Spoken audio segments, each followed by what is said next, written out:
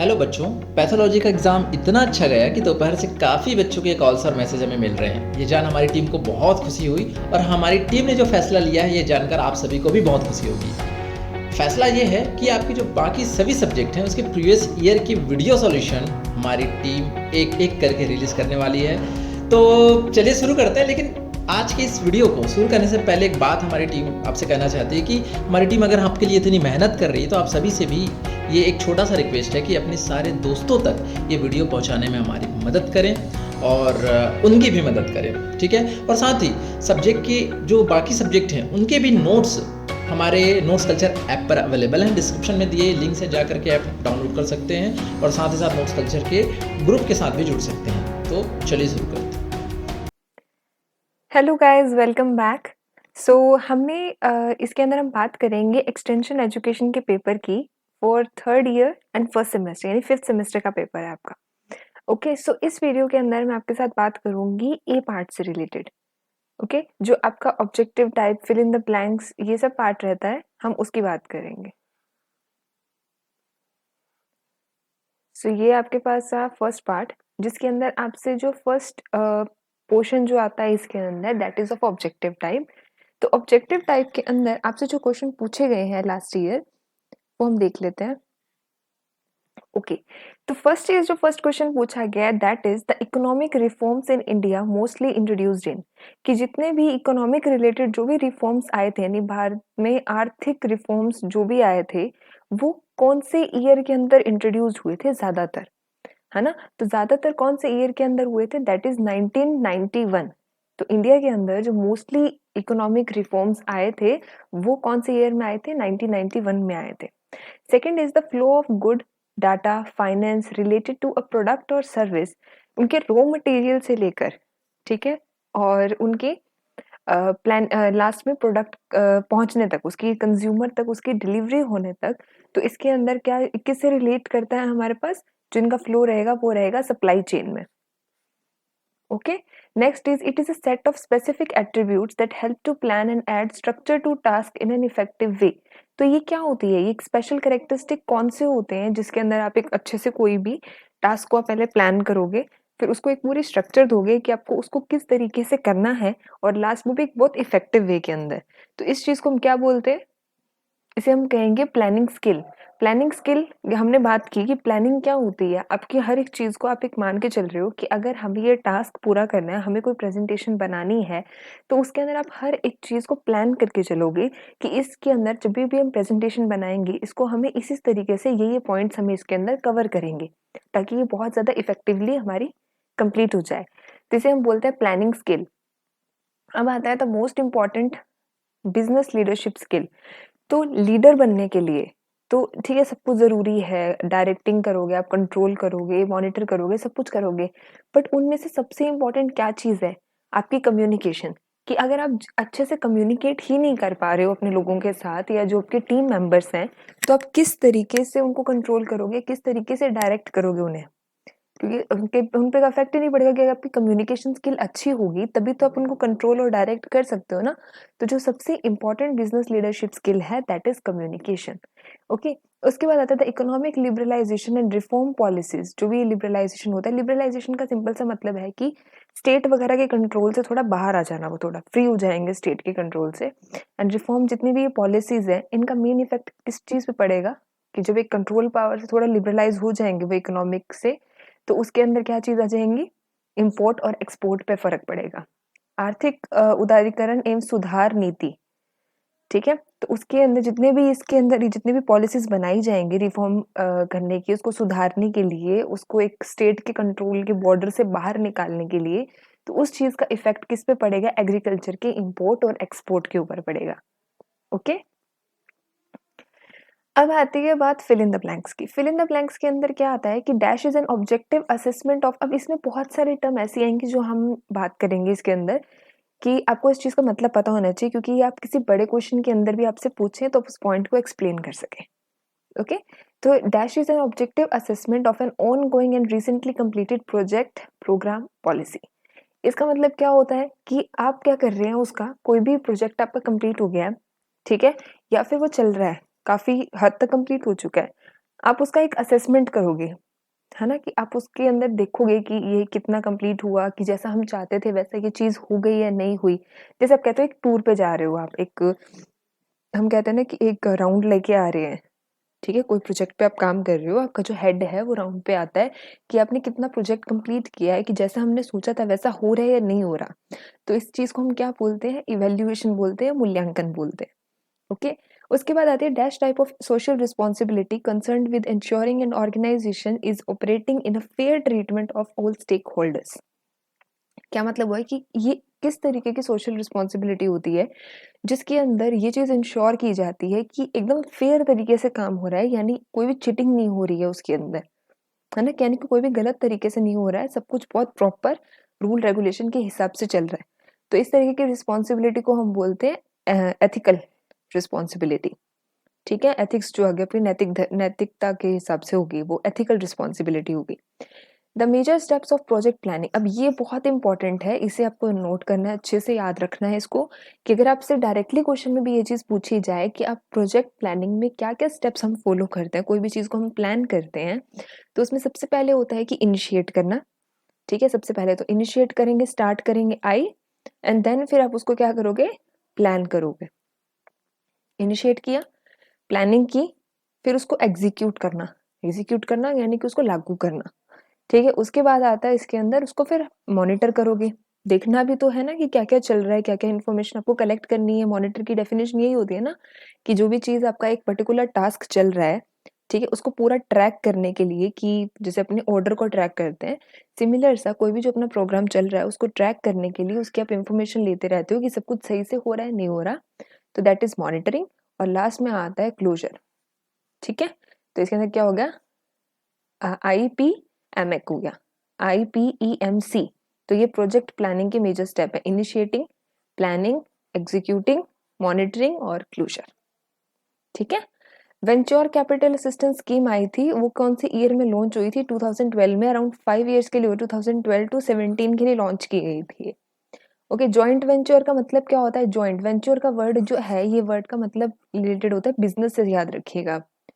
और जॉइंट का मतलब क्या होगा कि इसमें कोई एक पर्सन का बिजनेस नहीं होगा, इसमें कई लोग जुड़े हुए हैं। तो इसके अंदर क्या होता है? Joint venture business pooling their resources and expertise to achieve a particular goal. तो ये डेफिनेशन जिसको याद रहे इंग्लिश मीडियम वालों को, देन इट्स ओके।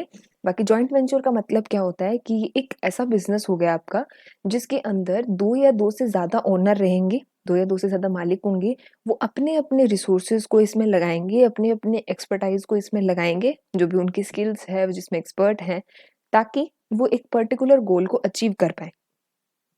सिंपल सा मतलब कि एक पर्टिकुलर गोल को अचीव करने के लिए जब 2 या 2 से ज़्यादा लोग या टीम जो होती है, वो अपने रिसोर्सेज़ और एक्सपर्ट सिस्टम को लगाती है, उसको अचीव करने के लिए, दैट इज़ नोन एज़, उस बिज़नेस को हम क्या बोलते हैं? Joint venture. ओके?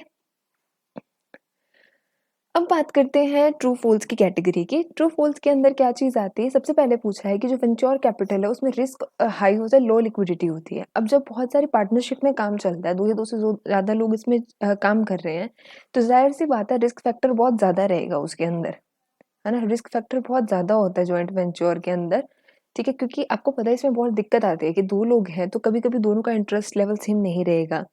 किसी एक की इन्वेस्टमेंट ज़्यादा करेगा, तो एक जना क्या एक्सपेक्ट करेगा, नहीं हमें इसको यहाँ तक लेके जाना है, लेकिन दूसरा पार्टनर उस चीज़ की डिसएग्री करेगा। तो प्रॉब्लम्स काफ़ी ज़्यादा रहती हैं। तो ये चीज़ आपको याद रखनी है कि जो जॉइंट वेंचर, जो वेंचर वाली कैपिटल होती है उसमें रिस्क भी ज़्यादा होता है और लिक्विडिटी कम होती है। लिक्विडिटी का मतलब क्या होता है कि आपने जो चीज़ इन्वेस्ट की है, आपको उसके रिटर्न में कैश में रिटर्न्स मिले आपको।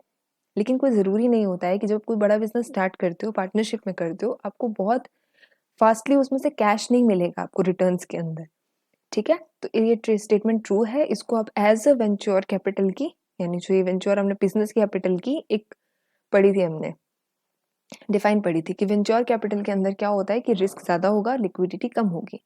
सेकंड होता है extrinsic is the most important type of motivation required for entrepreneurial activities. ये चीज़ सही होनी चाहिए क्योंकि अब एंटरप्रेन्योर है, वो बिज़नेस ले रहा है, तो उसको एक बाहर का एक मोटिवेशन चाहिए, उसको क्या चीज़ अचीव करनी है ना? उसको ये चीज़ दिखेगी कि हाँ, मेरा लास्ट मोटिव ये है, मेरा आइडिया ये है, मुझे यहाँ तक जाना है, ये काम करना है मुझे, तो वो चीज़ उसके लिए बहुत सबसे बड़ा मोटिवेशन रहना चाहिए।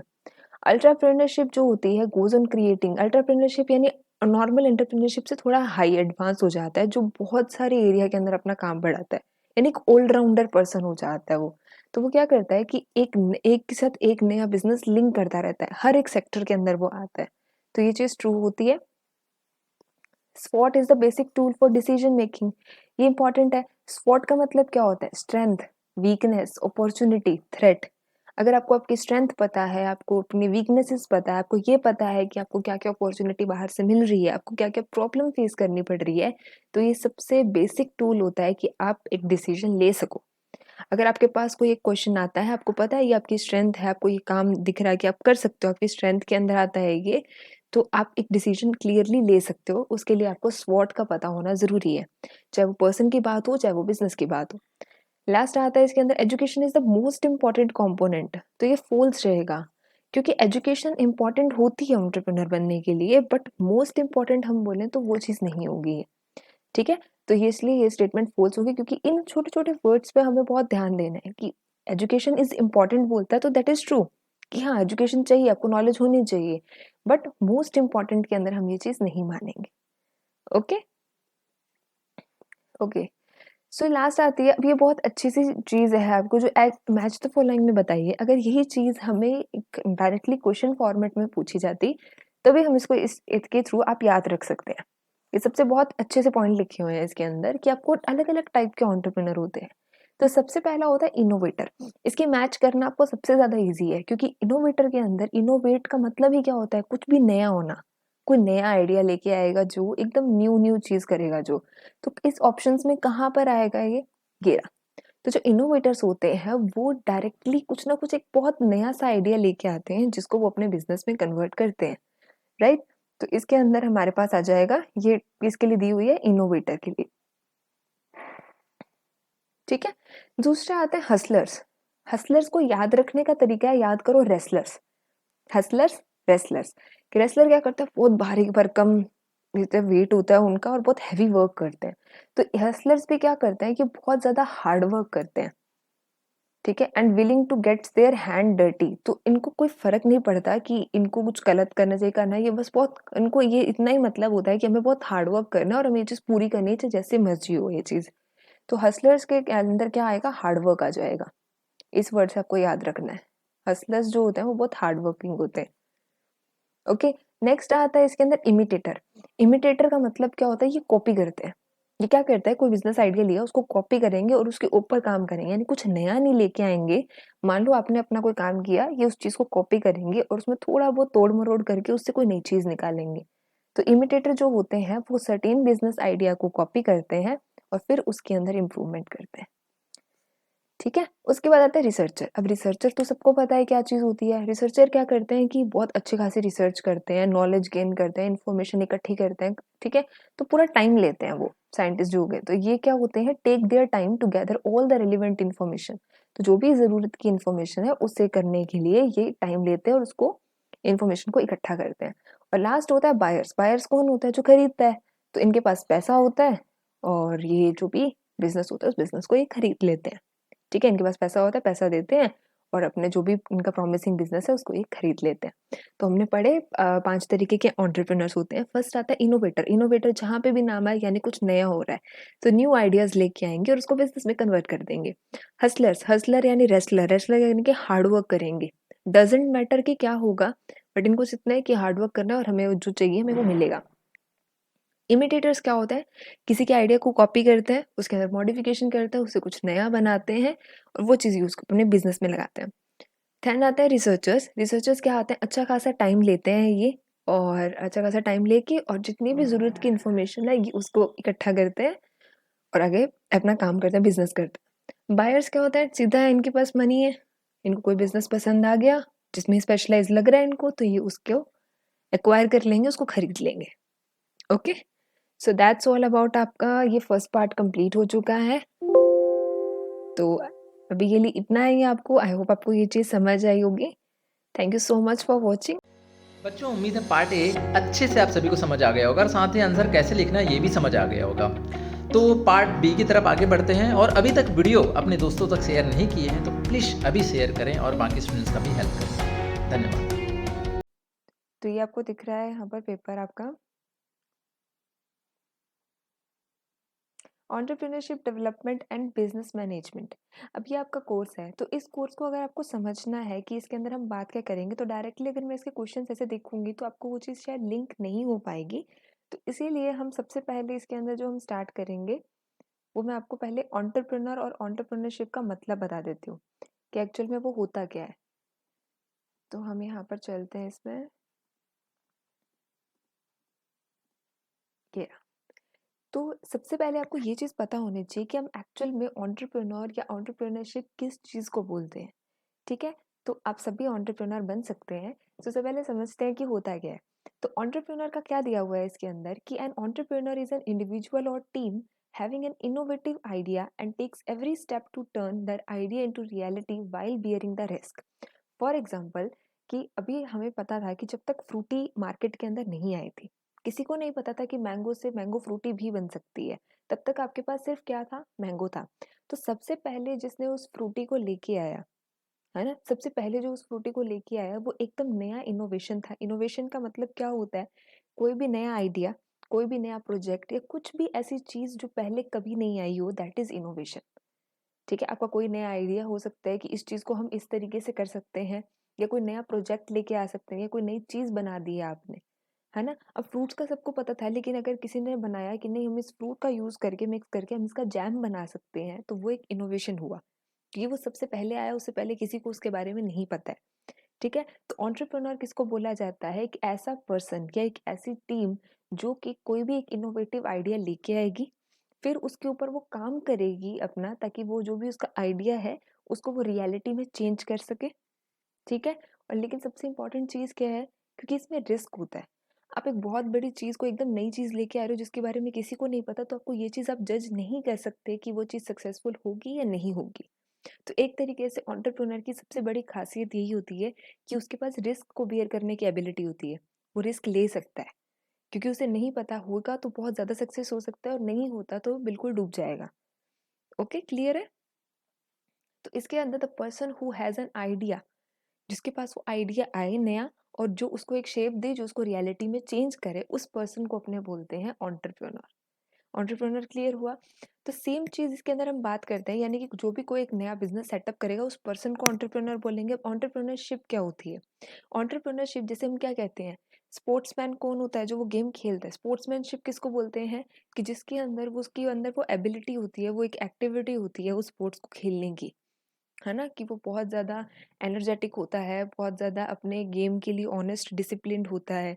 वो उसकी स्पोर्ट्समैनशिप होती है, उसको कितना अच्छा खेलता है वो सब, है ना। सेम जो एंटरप्रेन्योर की क्वालिटी होगी, जो उसकी एक्टिविटी होगी, उसे हम बोलते हैं एंटरप्रेन्योरशिप। इसके अंदर आप क्या लिखोगे, कि एंटरप्रेन्योरशिप एक रिस्की एक्टिविटी होती है। ये चीज़ हमने पहले ही आपको बता दी कि एंटरप्रेन्योर जो होगा वो कोई भी नई चीज़ शुरू कर रहा है तो उसको शुरू करने में रिस्क होगा, है ना। तो इसके अंदर ये एक बहुत रिस्की एक्टिविटी होती है, कोई भी एक नए बिजनेस को स्टार्ट करने की।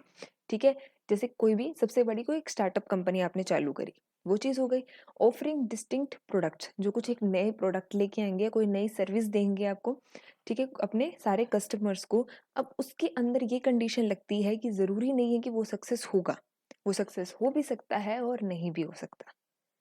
राइट, तो दोनों में डिफरेंस क्या लगा, कि एंटरप्रेन्योर तो उस पर्सन का नाम है जिसको वो आइडिया आया, जो उसके ऊपर काम करेगा और उसको रियलिटी में चेंज करेगा, यानी उस नए बिजनेस को स्टार्ट करने वाला वो पर्सन हो गया।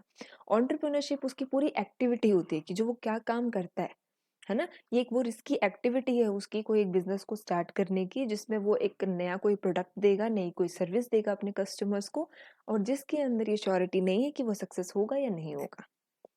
क्लियर है, यानी एंटरप्रेन्योरशिप उसकी प्रोसेस हो गई, अपने आइडिया को रियलिटी में चेंज करने की प्रोसेस को एंटरप्रेन्योरशिप बोलते हैं। प्रोसीजर आ गया पूरा। क्लियर है दोनों के बीच में।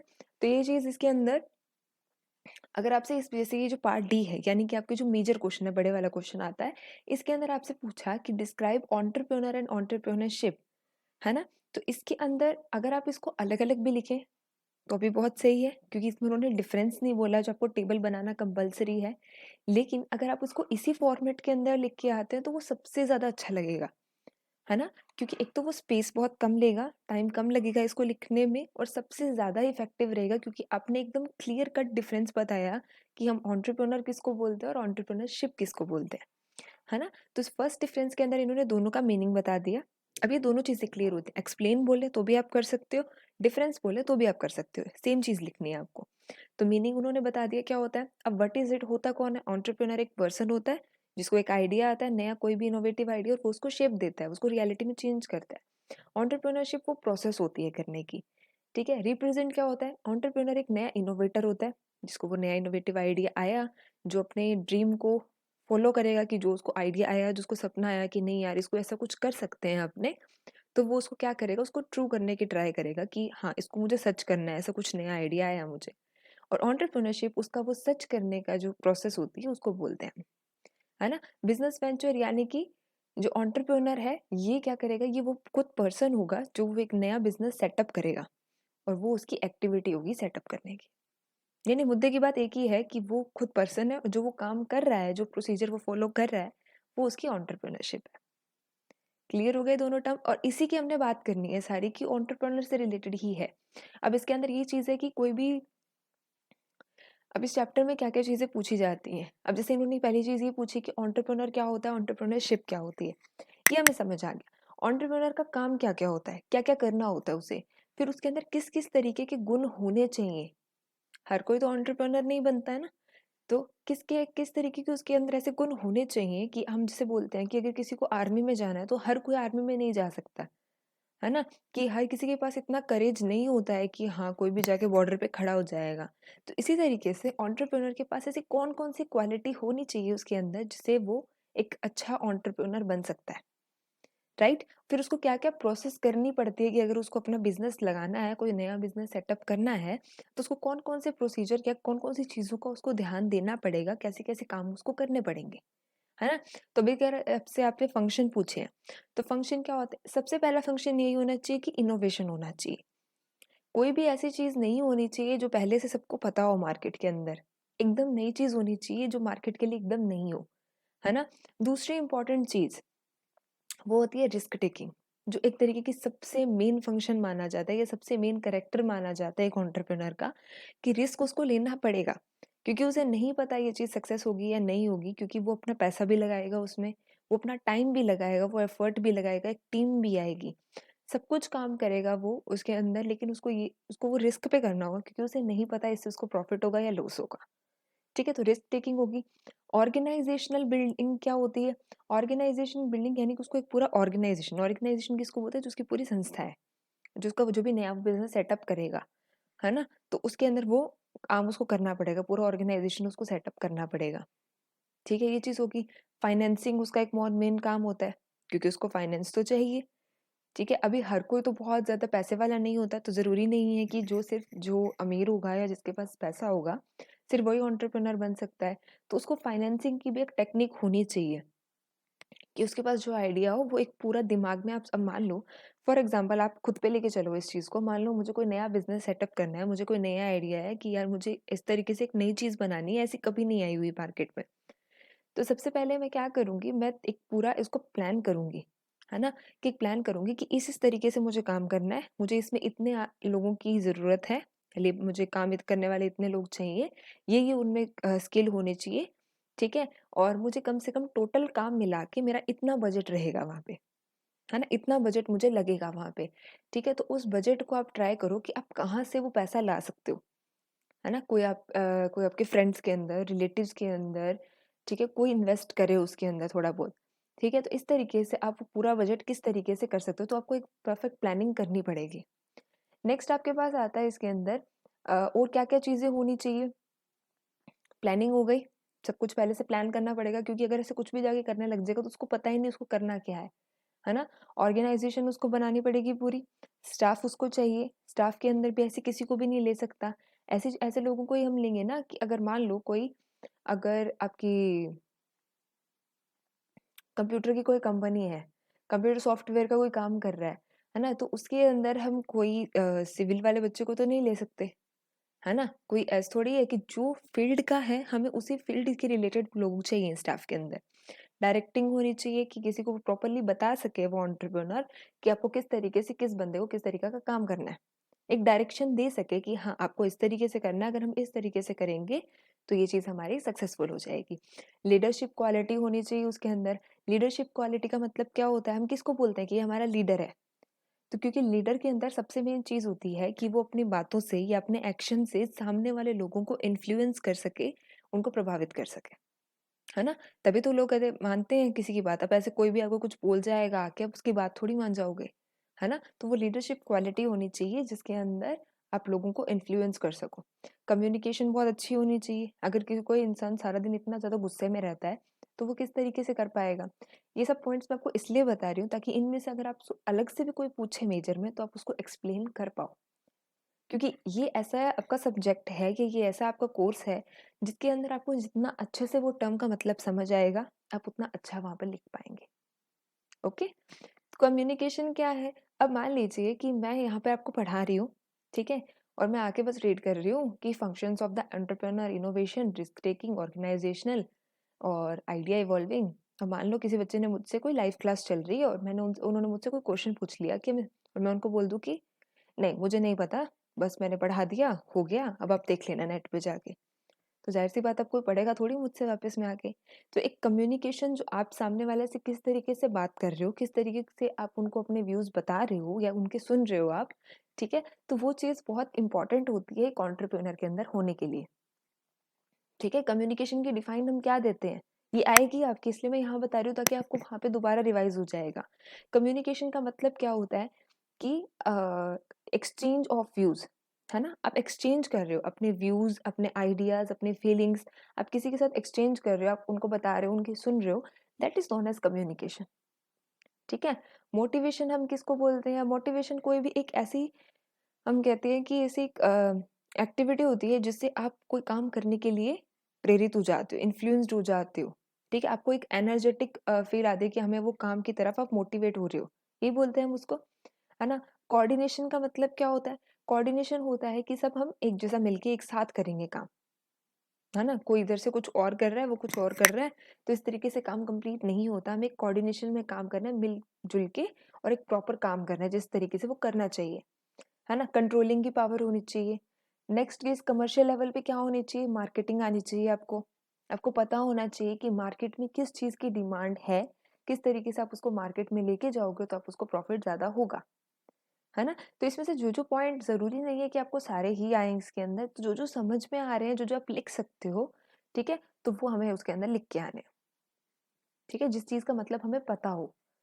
है ना? तो कोई भी एंटरप्रेन्योर का अब आपको मतलब समझ आ गया कि एक सबसे पहले उसको एक इनोवेशन होना चाहिए, उसको नया आइडिया आना चाहिए, उसके पास रिस्क लेने की होनी चाहिए, उसके अंदर लीडरशिप क्वालिटी होनी चाहिए, उसके अंदर स्टाफ को एक साथ लेने की क्वालिटी होनी चाहिए, वो डायरेक्शन दे सके, वो अच्छा कम्युनिकेशन करे, वो प्रॉपर प्लानिंग करे। तो ये सब चीज़ें जो होती हैं, ये एक एंटरप्रेन्योर के अंदर होनी चाहिए। ये उसके काम होते हैं करने के। ठीक है? क्लियर हो गया? तो ये एक बहुत बड़ा क्वेश्चन हमारा एक कंप्लीट हो गया है। इसके अंदर इतना मैटर है आपके पास कि अगर आपसे 4 नंबर का पूछें, तो भी आप आराम से लिख सकते हो। तो मतलब ये बहुत सफिशिएंट है 4 नंबर में इस तरीके से लिखने के लिए। और इवन अगर उससे ज़्यादा नंबर का भी हो आपका, तो बस आपको क्या करना है कि इनके अंदर जो-जो पॉइंट्स हैं, उनको कोई 2-2, 3-3 लाइन्स के अंदर आप उनको एक्सप्लेन करो। है ना? तो अगर हम 7 से 8 पॉइंट भी आप एक्सप्लेन करोगे उसके अंदर, प्लस आप ये चीज़ लिख दोगे, तो एकदम सफिशिएंट हो जाएगा वो। इससे ज़्यादा रिक्वायरमेंट नहीं है आपको लिखने की। ओके? क्लियर है? चलिए, ये आपका अभी आपको बेसिक समझ में आ गया ना कि इसके अंदर क्या चीज़ होती है। अब हम मूव करते हैं।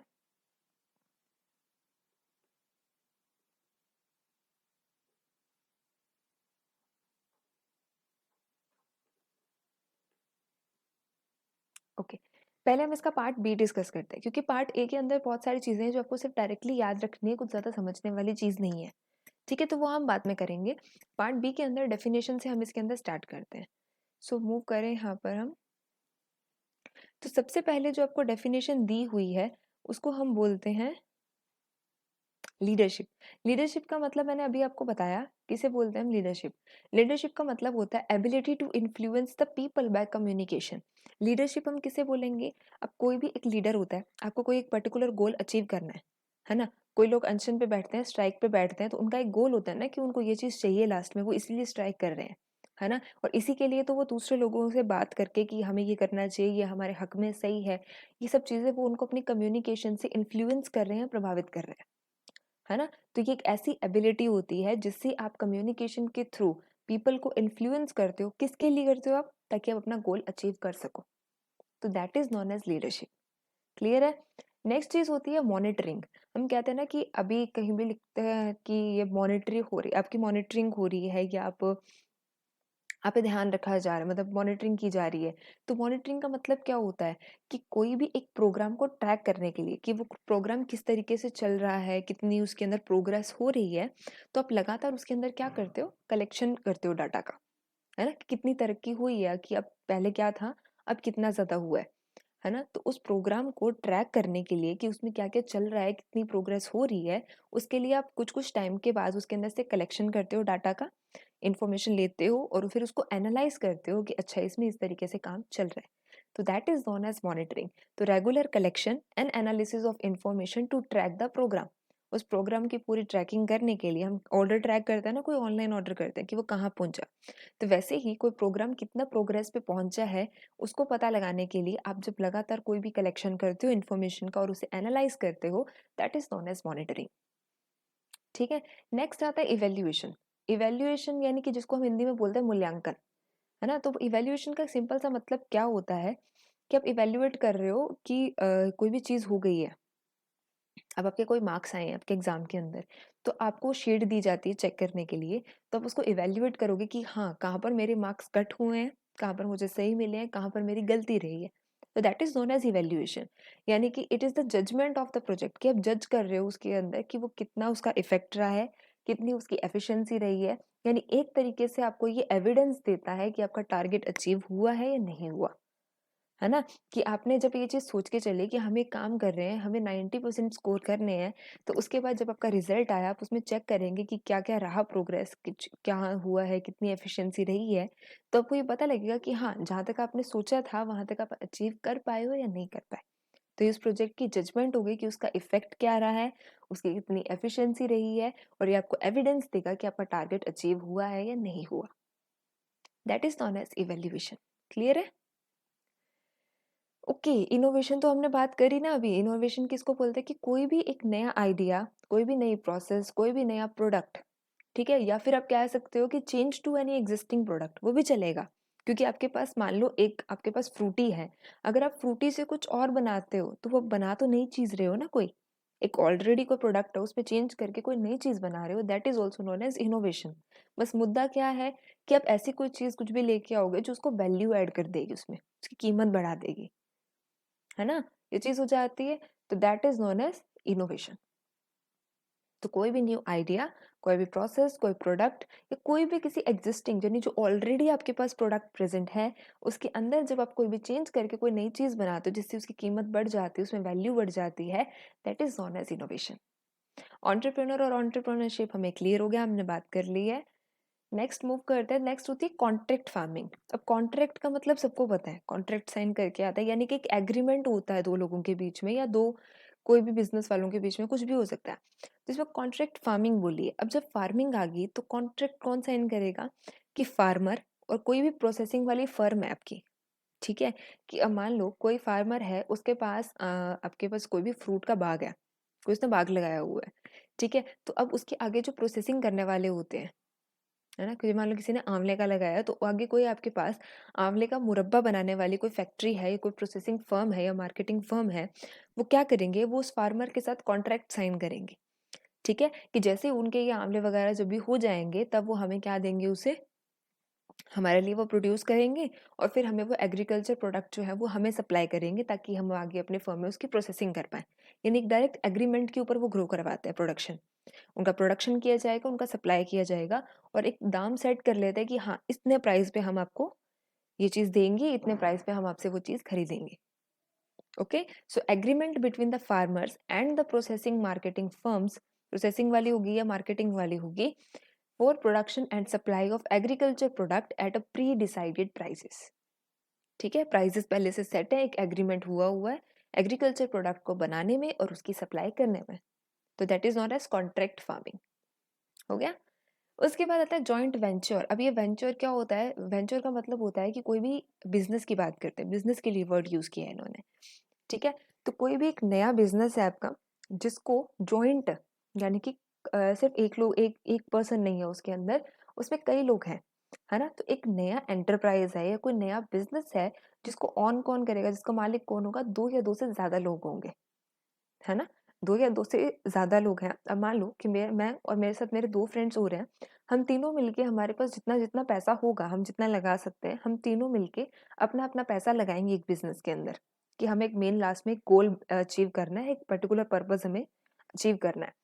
तो हम तीन लोग हैं, हम तीन लोगों ने एक एक लाख की इन्वेस्टमेंट करी, है ना। तो वो हमारा क्या हो गया? एक जॉइंट बिजनेस हो गया वो हमारा, ठीक है। और वो तब तक हमारा जॉइंट रहेगा कि हम, जब तक वो हमारा पर्टिकुलर बिजनेस अचीव नहीं हो जाता, है ना। तो एक न्यू एंटरप्राइज होता है, एक नया बिजनेस होता है, that is owned by two or more participant for a particular business purpose, ठीक है। इसको आप इस तरीके से भी लिख सकते हो, इसको आप किसी ने ऐड करना है वो इस तरीके से भी कर सकता है कि एक ऐसा नया बिजनेस होता है जिसमें दो या दो से ज्यादा पार्टिसिपेंट्स अपने अपने रिसोर्सेज को इन्वेस्ट करते हैं, चाहे वो पैसा भी हो सकता है, कोई अब किसी के पास ट्रैक्टर है तो अपना ट्रैक्टर उसमें यूज करेगा, किसी के पास कोई दूसरी मशीन है वो उसको यूज करेगा।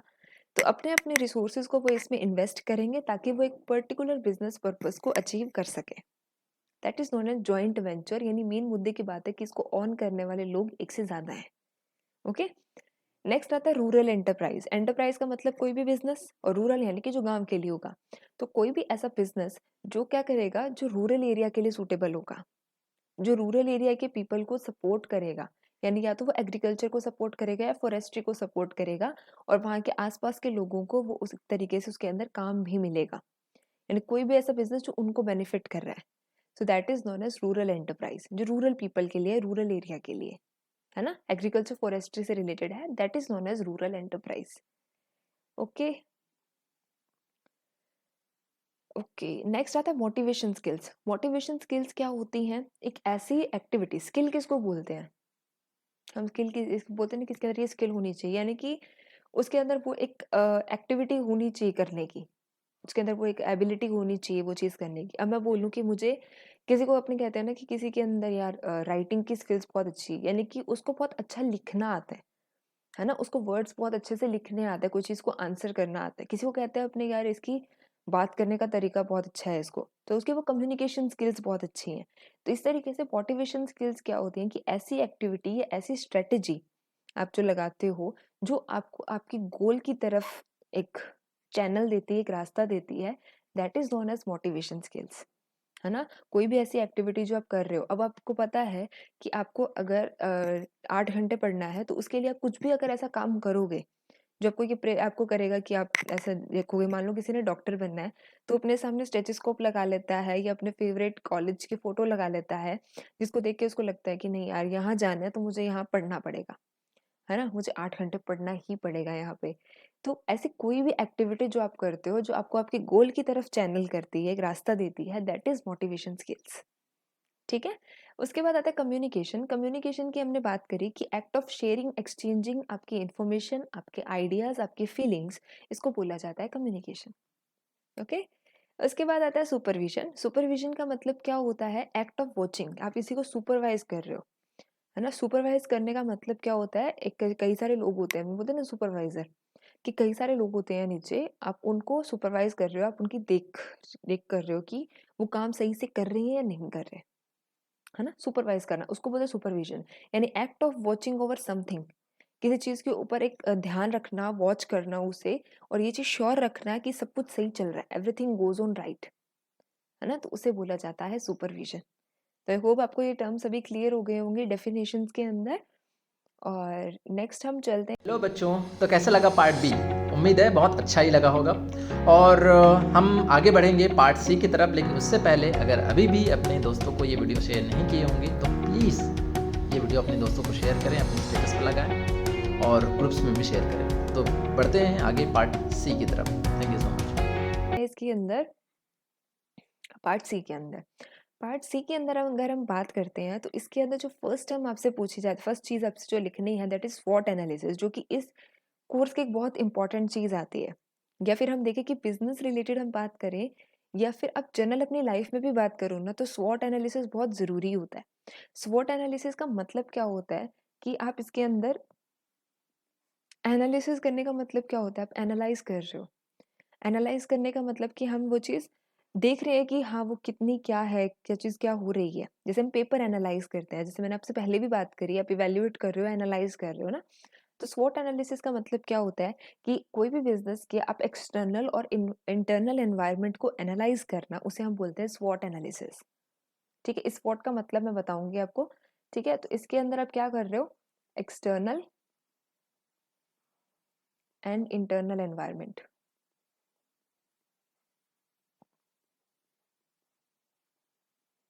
एक्सटर्नल और इंटरनल एनवायरनमेंट को आप एनालाइज कर रहे हो। अब इस फोटो के अंदर आपको दिख रहा है कि एक्सटर्नल और इंटरनल एनवायरनमेंट क्या है। अब इसके अंदर ये लिख के ना आप इसके बाद आप क्या लिख सकते हो, स्वॉट की फुल फॉर्म लिख सकते हो कि स्वॉट का मतलब क्या होता है। एस का मतलब होता है स्ट्रेंथ, डब्ल्यू का मतलब होता है वीकनेस, ठीक है, ओ का मतलब होता है अपॉर्चुनिटी और टी का मतलब होता है थ्रेट्स। ठीक है, तो ये अगर आप रियल लाइफ में भी खुद पे भी अप्लाई करते हैं हम, तो ये भी बहुत इंपॉर्टेंट चीज़ होती है कि आपको ये चीज़ का एनालाइज करना बहुत ज़रूरी होता है कि आप कोई भी काम कर रहे हो तो उसके अंदर आपको पता होनी चाहिए कि आपकी स्ट्रेंथ क्या है और आपकी वीकनेस क्या है ना। कि अगर मान लो कि हमारी स्ट्रेंथ है कि हम, अब एक पर्सन है उसकी ये स्ट्रेंथ है कि वो 8 घंटे काम कर सकता है, और एक दूसरा पर्सन है उसकी ये चीज़ वीकनेस है कि यार मुझसे 4 घंटे से ज़्यादा नहीं होगा ना कोई काम, लेकिन उसकी स्ट्रेंथ कुछ और है। तो हमें हमेशा अपनी स्ट्रेंथ और वीकनेस किसके अकॉर्डिंग हमें क्या करना चाहिए, अपना काम को करना चाहिए, कि ताकि हमारी जो वीकनेस है, ठीक है, हम ऐसा कुछ काम ना करें जिसके अंदर मतलब हम बहुत ज़्यादा वीक हैं या हमारी स्ट्रेंथ काम नहीं आ रही है। हमेशा हम अपने वीकनेस के ऊपर हमें काम करना चाहिए कि हम उसको किस तरीके से इम्प्रूव कर सकें, और वो हमें तभी पता लगेगा जब हमें ये चीज़ पता होगी कि हमारी स्ट्रेंथ क्या है और हमारी वीकनेस क्या है। ओके, तो इसके अंदर ये डायग्राम में आपको दिख रहा होगा कि इसके अंदर मैंने 2 कॉलम बनाए हैं। एक तो मैंने बोला ना इंटरनल एनवायरनमेंट होता है। इंटरनल क्या होता है, स्ट्रेंथ और वीकनेस तो खुद की होंगी, तो वो तो इंटरनल हो गई है। और एक्सटर्नल के अंदर क्या चीज़ आती है, जो एनवायरनमेंट से रिलेटेड होती है, जो आपको बाहर से मिलते हैं, अपॉर्चुनिटी और थ्रेट, है ना। कोई स्कॉलरशिप आई है, तो स्कॉलरशिप आई है तो वो तो बाहर की होगी ना आपकी, वो आपके लिए अपॉर्चुनिटी है कि आपको वो मिल सकते हैं, नहीं मिल सकती, उस हिसाब से आपको देखना है। तो वो क्या होती है, अपॉर्चुनिटीज होती हैं। थ्रेट्स होता है कि कोई आपका बाहर से आपको प्रॉब्लम आ रही है एक्सटर्नल एनवायरनमेंट की, कि अब मान लो कहीं पे आपको फैक्ट्री लगानी है, लेकिन वहाँ पर क्या होता है, वहाँ पे आपको इलेक्ट्रिसिटी की फैसिलिटी पूरी नहीं मिल रही है, तो वो थ्रेट हो गया, उसमें आप कुछ नहीं कर सकते, वो आपको बाहर से एक्सटर्नल एनवायरनमेंट की वो कंडीशन है, तो वो थ्रेट है आपके लिए। ठीक है, तो इस तरीके से कोई भी जब बिजनेस सेटअप करना होता है तो वहाँ पे स्वॉट एनालिसिस करना बहुत ज़रूरी होता है। आपको पता होना चाहिए कि आपके बिजनेस की स्ट्रेंथ क्या है। आपको पता, आप बिजनेस की स्ट्रेंथ क्या बता सकते हो कि हमारे इसके अंदर बहुत स्किल्ड स्टाफ है, हमारा अच्छा खासा स्टाफ है, हमारा प्रोडक्ट इस तरीके से लोगों की हेल्प कर सकता है, हमारे बिजनेस के अंदर ये फैसिलिटी दी जाएगी कस्टमर को, वो आपकी स्ट्रेंथ है। वीकनेसेस क्या हैं आपकी, कि हाँ, हमें टाइम ज़्यादा लग रहा है कोई चीज़ बनाने के अंदर, या फिर यहाँ पर हमारे सप्लाई की दिक्कत हमारे खुद में हो रखी है, ठीक है, कि हमें प्रॉपर इसके अंदर एजुकेटेड लेबर नहीं है हमारे पास, है ना, काम करने वाले नहीं हैं, तो वो आपकी वीकनेसेस हो गई हैं आपकी बिज़नेस की। अपॉर्च्युनिटीज़ के अंदर हम बात क्या करेंगे कि आपको बाहर से मिल रहा है कि जहाँ पर आपको लगानी है, वहाँ पे इलेक्ट्रिसिटी की फैसिलिटीज़ बहुत अच्छी हैं, वहाँ पे आपको मार्केट पास में रहता है आपकी फैक्ट्री के, तो ये सब आपकी अपॉर्च्युनिटीज़ हैं। और थ्रेड्स के अंदर मैंने आपको बताया, है ना, कि जो भी एक्सटर्नली आपको अफ़ेक्ट कर रही है ना? तो जभी भी आपसे स्वॉट एनालिसिस का पूछा, आप इस तरीके का डायग्राम वहाँ पे बना सकते हैं, जिससे आपको ये चीज़ क्लियर रहेगी। ओके, और बात करें अपने इसमें और, हाँ, देखिए इसके ऊपर हमने लिख दिया ना, इसके अंदर हमने हर चीज़ एक तरीके से मेंशन कर दी है। इसको आपको बनाने का एक सबसे बेस्ट तरीका और बताती हूँ मैं यहाँ पे। जैसे ये टेबल यहाँ पर बना हुआ है, राइट? तो इसको सेम आप बना सकते हो। इसको थोड़ा-सा अगर आप बड़ा बनाओगे ना, जैसे आपने ये बनाया, तो यहाँ पे आपने स्ट्रेंथ लिख दिया, ठीक है? स्ट्रेंथ लिख के और जहाँ चाहो तो इसमें 2-3 पॉइंट्स लिख दो आप यहाँ पे, कि क्या-क्या स्ट्रेंथ हो सकती है, एक जनरल बिज़नेस की क्या-क्या स्ट्रेंथ हो सकती हैं। फिर आप जब वीकनेसेस की बात करोगे तो यहाँ पे क्या-क्या वीकनेसेस रह सकती हैं। अपॉर्च्युनिटीज़ की यहाँ लिख के फिर इसके नीचे लिख दो, ताकि आपको एक टेबल के अंदर ही आप हर चीज़ बता दो, जिसमें से ये पता लग रहा है कि ये दोनों चीज़ें तो आपके लिए हेल्पफुल हैं, जो यहाँ लिखा हुआ है, कि आपको जो भी गोल अचीव करना है, जो भी ऑब्जेक्टिव अचीव करना है, उसके लिए ये दोनों चीज़ें तो हेल्पफुल हैं और ये चीज़ें उसको नुकसान देंगी। और यहाँ से बात करें तो ये दोनों चीज़ें आपकी इंटरनल है और ये दोनों चीज़ें एक्सटर्नल है। ओके? तो आप इस तरीके का डायग्राम हमें वहाँ बना के आना और स्वॉट एनालिसिस बहुत इंपॉर्टेंट चीज़ है। क्लियर होगा? चलिए भाई, अब बात करते हैं कि एक एंटरप्रेन्योर को क्या-क्या बैरियर्स फेस करने पड़ते हैं। अब कोई भी चीज़ होती है अगर वो स्टार्ट कर रहा है तो बिना ऐसे तो हो नहीं सकता ना कि अच्छा एक सिंपल सा रास्ता है और जाओ आपको यही काम करना है और आप एकदम सक्सेस हो जाओगे। बीच में बहुत सारी दिक्कतें आती हैं। तो यही चीज़ इन्होंने पूछी है कि एक एंटरप्रेन्योर को क्या-क्या दिक्कतों का सामना करना पड़ता है, क्या-क्या प्रॉब्लम्स फेस करनी पड़ती है, अपने प्लान को सक्सेस करने के लिए। ओके, तो इसके अंदर जब भी बात की जाती है तो फर्स्ट चीज़ आती है मैनेजिंग द फाइनेंस। सबसे बड़ी चीज़ है कि अगर बिज़नेस को सेट करना है, तो वो फाइनेंस कैसे सेट करेंगे? उनके पास पैसा होना चाहिए, जो वो इन्वेस्ट करेंगे, कहाँ से लाएँगे पैसा? तो उनको ये चीज़ मैंने आपको तभी पहले बताई कि फाइनेंस के अंदर क्या किया जाएगा कि उनको पहले एक प्रॉपर प्लान बनाना पड़ेगा। उनको एक प्रॉपर बजट सेट करना होगा कि हमारे इस बिज़नेस के अंदर हर चीज़ में मार्केटिंग करनी है, डिस्ट्रीब्यूशन करना है, प्रोडक्शन करना है, तो हर चीज़ में टोटल कितना पैसा लगेगा। फिर उन्हें देखना है कि वो इन्वेस्टमेंट कहाँ-कहाँ से करवा सकते हैं कि फैमिलीज़ के थ्रू हो सकता है, रिलेटिव्स के थ्रू हो सकता है, कोई स्टॉक होल्डर्स हैं, ठीक है? कोई आपको इन्वेस्टर्स मिल जाएँगे, तो कहाँ-कहाँ से हो सकता है। तो वो आपको फाइनेंस को मैनेज करना बहुत बड़ी बैरियर होता है, जिसको क्रॉस करना होता है। दूसरी चीज़ होती है इनएडिक्वेट मार्केट एक्सपीरियंस कि कोई एकदम मार्केट में नया कोई बंदा आया है, उसने फर्स्ट टाइम कोई बिज़नेस कर रहा है ना? तो उसको मार्केट का एक्सपीरियंस नहीं है। तो ये बहुत बैरियर होता है। तो इसको सॉल्व करने के लिए उसको पहले पूरी मार्केट की नॉलेज रखनी पड़ेगी कि अगर उसका प्रोडक्ट जिस चीज़ से रिलेटेड है उसको पता होना चाहिए कि मार्केट के अंदर उसके किस तरीके से कॉम्पिटिटर हैं, किस तरीके से लोग काम कर रहे हैं उसके प्रोडक्ट से रिलेटेड प्रोडक्ट के अंदर, ठीक है? मार्केट की डिमांड क्या है? कस्टमर्स को ज़्यादा क्या चीज़ चाहिए जो वो अपने बिज़नेस के अंदर कर सके, जिससे कि उसका बिज़नेस सक्सेस हो। तो एक मार्केट एक्सपीरियंस की कमी होना एक बहुत बड़ी दिक्कत रहेगी क्योंकि जब उसे ये नहीं पता होगा कि मार्केट की डिमांड क्या है, मार्केट में क्या चल रहा है, तब तक वो अपना उस तरीके से बिज़नेस सेटअप नहीं कर सकता। थर्ड दिक्कत जो आती है वो आती है स्किल्ड एम्प्लॉइज़, है ना? कोई बिज़नेस के अंदर उसको वही पर्सन चाहिए जो उसमें प्रॉपर्ली ढंग से काम कर सके, जो उस चीज़ की नॉलेज रखता हो, जो उसमें थोड़ा एक्सपर्ट हो काम करने वाला, है ना? तो वो स्किल्ड एम्प्लॉइज़ भी एक बहुत बड़ा बैरियर होता है मिलना। फोर्थ बहुत इंपॉर्टेंट चीज़ कि प्लानिंग नहीं की है कोई भी।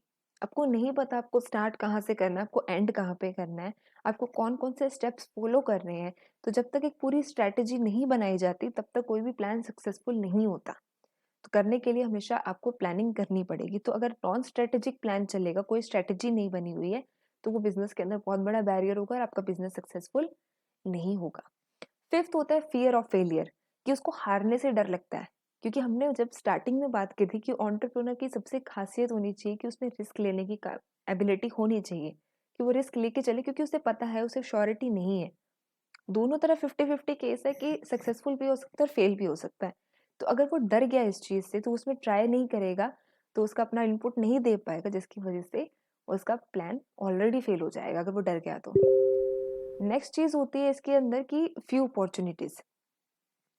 अपॉर्चुनिटीज की बात करते हैं कि अगर उसको प्रॉपर अपॉर्चुनिटीज इसके अंदर नहीं मिलती है ना कि जो चीज उसको चाहिए उसको वो प्रॉपर अपॉर्चुनिटीज नहीं मिलती है करने के लिए कि अगर मतलब ठीक है उसके पास सब तैयार है लेबर अच्छी है उसके पास उसका प्रोडक्ट बहुत अच्छा है मार्केट डिमांड पे खड़ा है लेकिन अगर उसको अपॉर्चुनिटी नहीं मिली आगे है ना जो चीज उसको फैसिलिटी बाहर एनवायरनमेंट से चाहिए वो चीज नहीं आ रही तो भी उसको बहुत बड़ी दिक्कत आती है ना? सेवेंथ होता है पॉलिटिकल बैरियर। पॉलिटिकल बैरियर के अंदर मेन चीज़ क्या है कि उसे पता होना चाहिए कि जिस चीज़ से वो रिलेटेड काम कर रहा है, उसमें गवर्नमेंट का क्या रोल है। यानी गवर्नमेंट या जो पॉलिटिकल पार्टीज़ वगैरह हैं, उनका उस चीज़ पे क्या रिस्पॉन्ड है कि वो ऐसा कुछ ना करे जो थोड़ा-सा मतलब एक तरीके से इकोनॉमी को वेलफेयर करने वाली चीज़ होनी चाहिए। कि ऐसा कुछ भी ना करे जो आपकी इकोनॉमी खराब करे देश की या स्टेट की, जो भी एरिया में आप हो। तो वो चीज़ है कि उसका थोड़ा पॉलिटिकल उसको इस चीज़ का ध्यान रखना होगा कि गवर्नमेंट की कोई स्कीम्स हैं उससे रिलेटेड जो चीज़ उस पे काम कर रहा है क्योंकि अगर गवर्नमेंट ऐसे वो इसी चीज़ पे काम कर रहा है जहाँ पे गवर्नमेंट ने भी हेल्प की हुई है, कोई स्कीम्स हैं, तो उसको एक तरीके की बहुत अच्छी सिक्योरिटी मिल जाएगी उसके बिज़नेस को एक सपोर्ट करने में, है ना? तो उसको इस तरीके का कोई काम नहीं करना है जो इकोनॉमी को खराब करता हो, तो वो चीज़ उसको एक बैरियर हो जाएगी उसके बिज़नेस के लिए, ठीक है? चलिए नेक्स्ट हम करते हैं इसके अंदर ओके। नेक्स्ट चीज़ आपसे पूछी है steps of entrepreneurship development process. अब अगर एंटरप्रेन्योरशिप डेवलप करनी है, तो वो उसका क्या-क्या स्टेप उसको फॉलो करने पड़ेंगे। सबसे पहले उसको क्या करना पड़ेगा, उसको एक बिज़नेस आइडिया चाहिए, राइट? उसको एक बिज़नेस आइडिया चाहिए। बिज़नेस आइडिया लेने के बाद फिर उसको टीम बनानी पड़ेगी। बिज़नेस अब ये देखो इसको मैंने सिर्फ पॉइंट इसलिए लिखे हैं, क्योंकि इसके आगे आपको सिर्फ समझ के लिखना है खुद से। है ना? तो बिज़नेस आइडिया चाहिए, तो बिज़नेस आइडिया के अंदर आप क्या लिख सकते हो कि उसको एक ऐसा बिज़नेस आइडिया सोचना पड़ेगा जो बहुत ही इनोवेटिव होना चाहिए, एकदम नया होना चाहिए। ये इनोवेशन वर्ड तो बहुत इंपॉर्टेंट है यहाँ पे, क्योंकि एंटरप्रेन्योर का वर्ड जो नाम है वो रिलेटेड ही इनोवेशन से है, ठीक है? एंटरप्रेन्योर उसी को बोलते हैं जिसने कोई नई चीज़ की है, कोई नई चीज़ एकदम नया प्रोडक्ट लॉन्च किया, नई प्रोसेस लेके आया है, कुछ नया लेके आया है, ठीक है? तो बिज़नेस आइडिया बहुत इनोवेटिव होना चाहिए और इसके अलावा वो कस्टमर को बहुत हेल्प करे, कम्युनिटी के लिए वेलफेयर में होना चाहिए, ठीक है? उसके बाद चलो उसने आइडिया ले लिया, अब उसको एक टीम बनानी होगी, है ना? जिसमें उसको स्किल्ड लोग चाहिए होंगे, है ना? उसको जो-जो उसके प्रोडक्ट से रिलेटेड होते हैं, उसको उस तरीके की एक टीम बनानी होगी जिसमें वो लोग हों, जो उसके उस प्रोजेक्ट के अंदर हेल्प करें। बना लिया?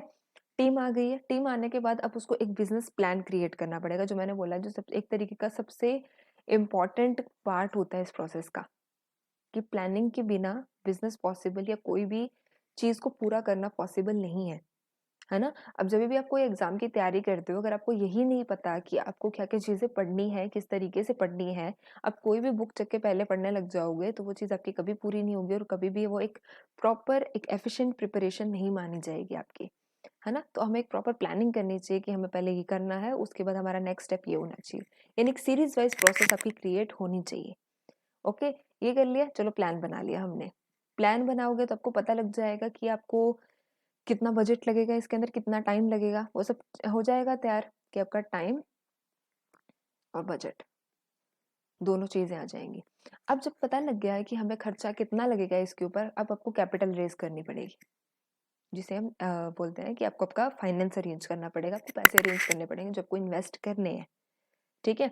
तो वो रेज़िंग कैपिटल उसके अंदर आपको देखना पड़ेगा कहाँ-कहाँ से आप इन्वेस्ट करवा सकते हो, कहाँ-कहाँ से पैसे इकट्ठे कर सकते हो। उसके बाद जब पैसा वगैरह इकट्ठा हो गया, अब वो अपने बिज़नेस को लॉन्च करेंगे, ठीक है? बिज़नेस को मार्केट के अंदर वो लेके आएँगे। उसके बाद फिर वो ग्रो करवाएँगे। ग्रो कैसे करवाते होते हैं बिज़नेस को कि अब बिज़नेस ले आए, अब ये थोड़ी है कि बिज़नेस लाके खड़ा कर दिया, अब उसको कुछ नहीं करना, ठीक है, नॉर्मल चलने दो। ग्रो करवाने के लिए क्या किया जाता है, आप मार्केट डिमांड को लगातार आप नॉलेज के अंदर रहो कि मार्केट में क्या-क्या चेंज हो रहा है, क्या-क्या आपके कॉम्पिटिटर्स हैं, वो क्या नई चीज़ कुछ कर रहे हैं उसके अंदर। उस तरीके से और धीरे-धीरे अपने बिज़नेस में उससे रिलेटेड कुछ चीज़ें और ऐड करो, है ना? कोई नई-नई चीज़ें इसके अंदर ऐड करो, तो उससे आपका बिज़नेस क्या होगा धीरे-धीरे, धीरे-धीरे बढ़ेगा। है ना? फॉर एग्ज़ाम्पल जैसे हम बोलते हैं कि अब बिज़नेस इन द सेंस हम बोलें कि हाँ, ठीक है चलो हमने कोई एक लोगों ने कोई प्रिंटिंग कंपनी स्टार्ट करी, ठीक है? तो पहले वो सिर्फ़ क्या करते थे उसके अंदर एक नॉर्मल ज़ेरॉक्स मशीन रखी हुई थी उन्होंने, ठीक है? उसका थोड़ा काम चलने लग गया, उससे उनको 1 दिन का ₹2000 मिलते, ठीक है? अब उनको बिज़नेस को ग्रो करना है। अब वो क्या करेंगे कि जहाँ पर फ़ोटोकॉपी मशीन लगाई हुई है, उसके साथ-साथ वो प्रिंटिंग मशीन या फिर लैमिनेशन मशीन भी साथ में रखने लग जाएँगे। तो जिससे क्या होगा कि एक ही जगह पर लोगों को 3 चीज़ें मिलने लग जाएँगी। तो लोग सोचेंगे कि अलग-अलग जाने से बेटर है हम एक जगह चले जाएँ, ताकि वहाँ पे हमारे तीनों काम एक साथ हो जाएँ। तो उनका प्रॉफिट इंक्रीज़ हो गया, उनका बिज़नेस ग्रो हो गया। और लास्ट में जाके जब एकदम आपका ठीक है ग्रो हो गया, उसके बाद आपका क्या होगा एग्ज़िटिंग करना है कि या तो आप किसी को सेल कर दो या फिर हम कहते हैं कि कई बार लोग क्या करते हैं पब्लिक प्राइवेट पार्टनरशिप के अंदर आ जाते हैं कि कोई प्राइवेट बिज़नेस है, तो अगर वो गवर्नमेंट की स्कीम से रिलेटेड है, तो वो गवर्नमेंट के साथ पार्टनरशिप कर लेते हैं। ठीक है? तो ये तरीके से होता है, पहले एक आइडिया लेके आना है, एक टीम बनानी है, टीम बनाने के बाद एक पूरा प्लान तैयार करना है, फिर आपको पैसे अरेंज करने हैं, जितने आपको इन्वेस्ट करने हैं उसमें बजट के हिसाब से, फिर आपको उसको लॉन्च करना है, देन ग्रो करवाना है, लास्ट में एग्ज़िट या क्लोज़ करना है। क्लियर हो गया? ओके, नेक्स्ट चलते हैं हम इसके अंदर सप्लाई चेन मैनेजमेंट। देखिए एक्सटेंशन में क्या है कि बहुत सारी टर्म्स ऐसी होती हैं जिसके अंदर आपको सिर्फ़ उसका नाम अच्छे से पढ़ना बहुत ज़रूरी है। अब इसके अंदर बोला सप्लाई चेन, तो सप्लाई चेन का मतलब एक पूरी चेन चल रही है कि एकदम स्टार्टिंग में वो प्रोडक्ट से लेकर लास्ट में कस्टमर तक वो चीज़ पहुँचनी, है ना? तो उसको हम क्या बोलते हैं सप्लाई चेन बोलते हैं। ठीक है, ये चीज़ हो गई। सप्लाई चेन बोलेंगे हम उसको, तब इसके अंदर बात करते हैं तो देखिए इसके अंदर एक डायग्राम बना हुआ है, इस चीज़ को बना सकते हैं वहाँ पे। है ना? कि एक प्रॉपर मैनेजमेंट होती है जिससे कि आपका जो भी प्रोडक्ट है वो अपने रॉ मटेरियल की स्टेट से लेकर फाइनल सारी प्रोसेस को क्रॉस करके through the suppliers, through the factory, distribution, retailers, wholesalers, सबसे होके फाइनली जब तक वो कस्टमर तक पहुंचता है, तो उस चीज को पूरे को मैनेज करना इसे हम बोलते हैं सप्लाई चेन मैनेजमेंट। ओके, ये चीज हुआ। सप्लाई चेन मैनेजमेंट के बाद हम बात क्या करते हैं इसके अंदर, अब इसमें क्या क्या चीजें इंक्लूडेड है। रॉ मटेरियल अभी क्यों किया जाता है सप्लाई चेन मैनेजमेंट, ये इसीलिए किया जाता है ताकि ये चीज श्योर रहे इसके अंदर कि कस्टमर के पास एक वो प्रॉपर चीज पहुंच रही है ना? उसमें उनका जो प्रोडक्ट जितना उनको चाहिए था, उसमें किसी भी तरीके की कमी नहीं आ रही है, वो एज़ इट इज़ जितना चाहिए, वो स्टार्टिंग टू द एंड उनके पास एकदम उतना ही पहुँच रहा है, ठीक है? चाहे वो बीच में कितनी भी थ्रू आ जाए, तो एक सेफ्टी एंश्योर हो जाती है, एक सिक्योरिटी हो जाती है कस्टमर के पास, ठीक है? क्लियर हुआ ये चीज़? उसके बाद इसके अंदर हम बात करते हैं ओके, इसके अंदर अगर आप बात करो, अगर इसकी प्रॉपर एक और डेफिनेशन मैं आपको बताऊँ, तो वो क्या चीज़ रहेगी हमारे पास? वो रहेगा यहाँ मैं लिख देती हूँ आपके पास। इसको ऐसे लिखोगे, सप्लाई चेन मैनेजमेंट जो होती है ये एक ऐसा मैनेजमेंट होता है, management of flow of goods. अब गुड्स भी हो सकता है, कोई सर्विस भी हो सकती है, गुड्स एंड सर्विसेज, ठीक है, दैट इंक्लूड, जिसमें सारी प्रोसेसेस आ जाएंगी, that include all process from, कहाँ से लेकर, from the raw material, from the raw material to final product, ठीक है? उनके पूरे फ्लो को वो एक मैनेज करके चलेगा, रॉ मटेरियल से लेकर कस्टमर तक फाइनल प्रोडक्ट जो पहुंचेगा, उसके पूरे फ्लो को मैनेज करना, that is supply chain management, ठीक है? इसके बाद बात की जाती है ऑर्गेनाइजेशन स्किल्स की। ऑर्गेनाइजेशन स्किल्स, अब ऑर्गेनाइज करने का मतलब क्या होता है ना? हम क्या कहते हैं कि आपकी बुक्स को ऑर्गेनाइज करके लाइब्रेरी में अरेंज करो आप इसके अंदर सारी बुक्स को, यानी कि एक कैटेगरी वाइज आपको करना है, हर चीज को ऑर्गेनाइज करके चलना है कि हमें हमारे बिजनेस में ये चीजें पहले करनी है, ये चीजें हमें नहीं करनी है, क्या ये इसी तरीके का काम हमें करना है, ठीक है? इस फॉर्म के अंदर करना है कि पहले हम इसका ये पार्ट कंप्लीट करेंगे, उसके बाद हम आगे चलेंगे, यानी हर एक चीज वेल मैनेज है आपकी, वेल ऑर्गेनाइज है कि आपको आपको पता है को कौन सी चीज कब करनी है, ठीक है? तो ये स्किल्स जो होती है ये आपके पास होनी चाहिए एक एंटरप्रेन्योर के पास, तभी वो अपने काम बिजनेस को एक प्रॉपर जिस तरीके से उसने अपने आइडिया को सोचा है उस तरीके से वो उसको कंप्लीट कर पाएगा। That is clear?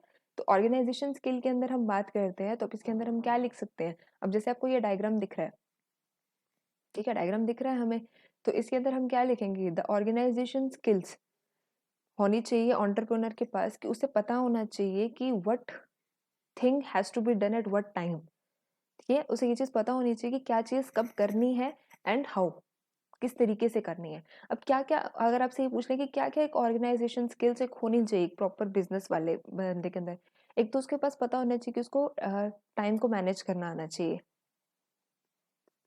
Manage time properly, ये आना चाहिए। फिर उसको ये चीज पता होनी चाहिए कि कौन से टास्क को प्रायोरिटी पे रखना है, प्रायोरिटाइज द टास्क, उसको पता होना चाहिए कौन सी चीज कब करनी है, पहले हो सकती है कोई इंपॉर्टेंट है वो पहले करनी है, उस तरीके से। उसके बाद उसको पता होनी चाहिए कि अपने रिसोर्सेज को एफिशिएंटली किस तरीके से यूज करना है, यूज ऑफ रिसोर्सेज एफिशिएंटली, ठीक है? उसको ये चीज पता होनी चाहिए कि अडेप्ट कैसे करना है ना? किस तरीके से उसको अपना लोगों को पूरा एडजस्ट करके रखना है, अपने जितने भी उसके टीममेट्स हैं उनको किस तरीके से उनके साथ बात करनी है ना? ये सब चीज उसके अंदर होनी चाहिए। ओके, ये चीज हो गया उसको तो ये कुछ आपकी ऑर्गेनाइजेशन स्किल्स होती हैं जो कि एक एंटरप्रेन्योर या एक बिजनेस डेवलपर के पास होनी चाहिए। That is clear? इसके बाद हम बात करते हैं इसमें इसके अंदर एक और वर्ड आता है कि उन्हें पता होना चाहिए कि वो डेलीगेट कैसे करें, they know how to delegate.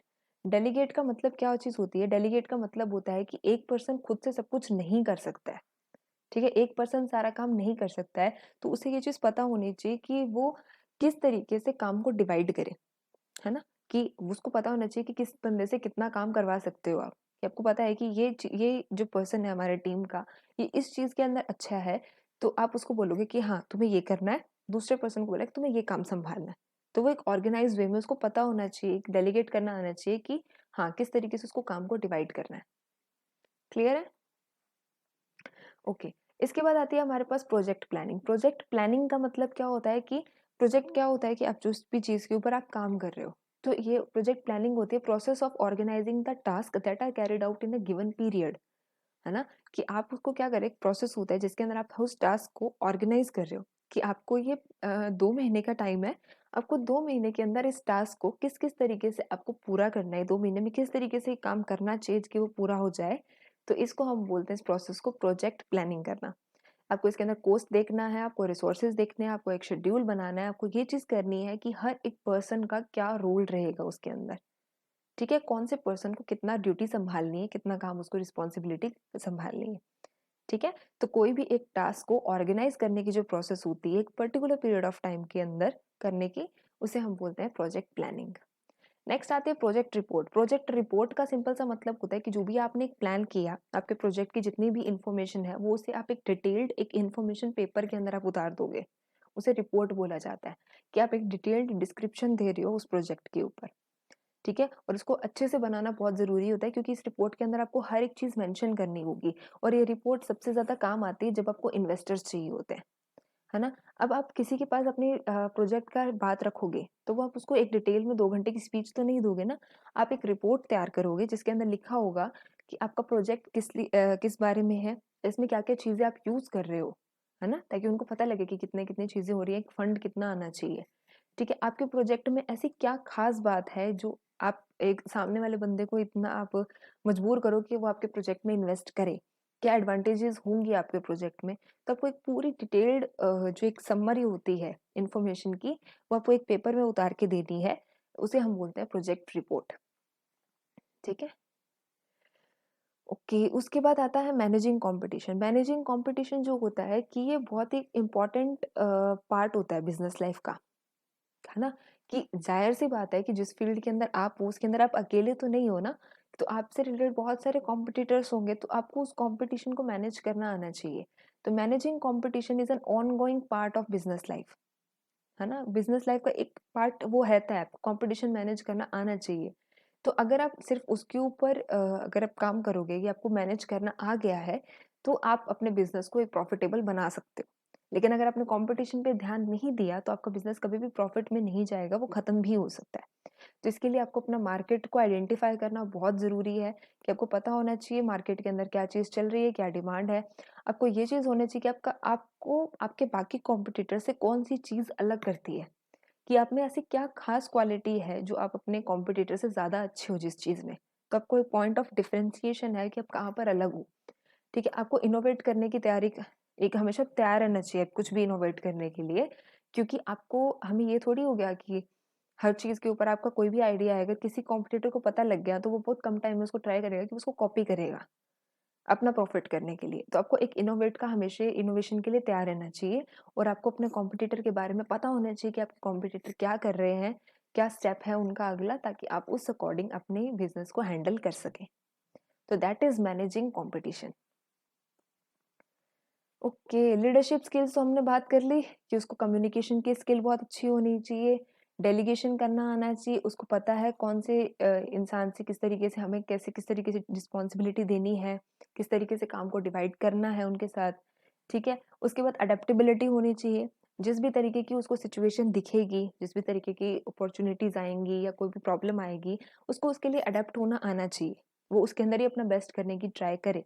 Integrity होनी चाहिए, ठीक है, दारों की कॉन्फ्लिक्ट रेज़ोल्यूशन बहुत इंपॉर्टेंट चीज़ है, कोई भी एक लीडर है उसको पता होना चाहिए कि उसकी ज़रूरी नहीं है कि उसके टीममेट में बहुत अच्छे से प्यार आराम से रहें, वो काम करें।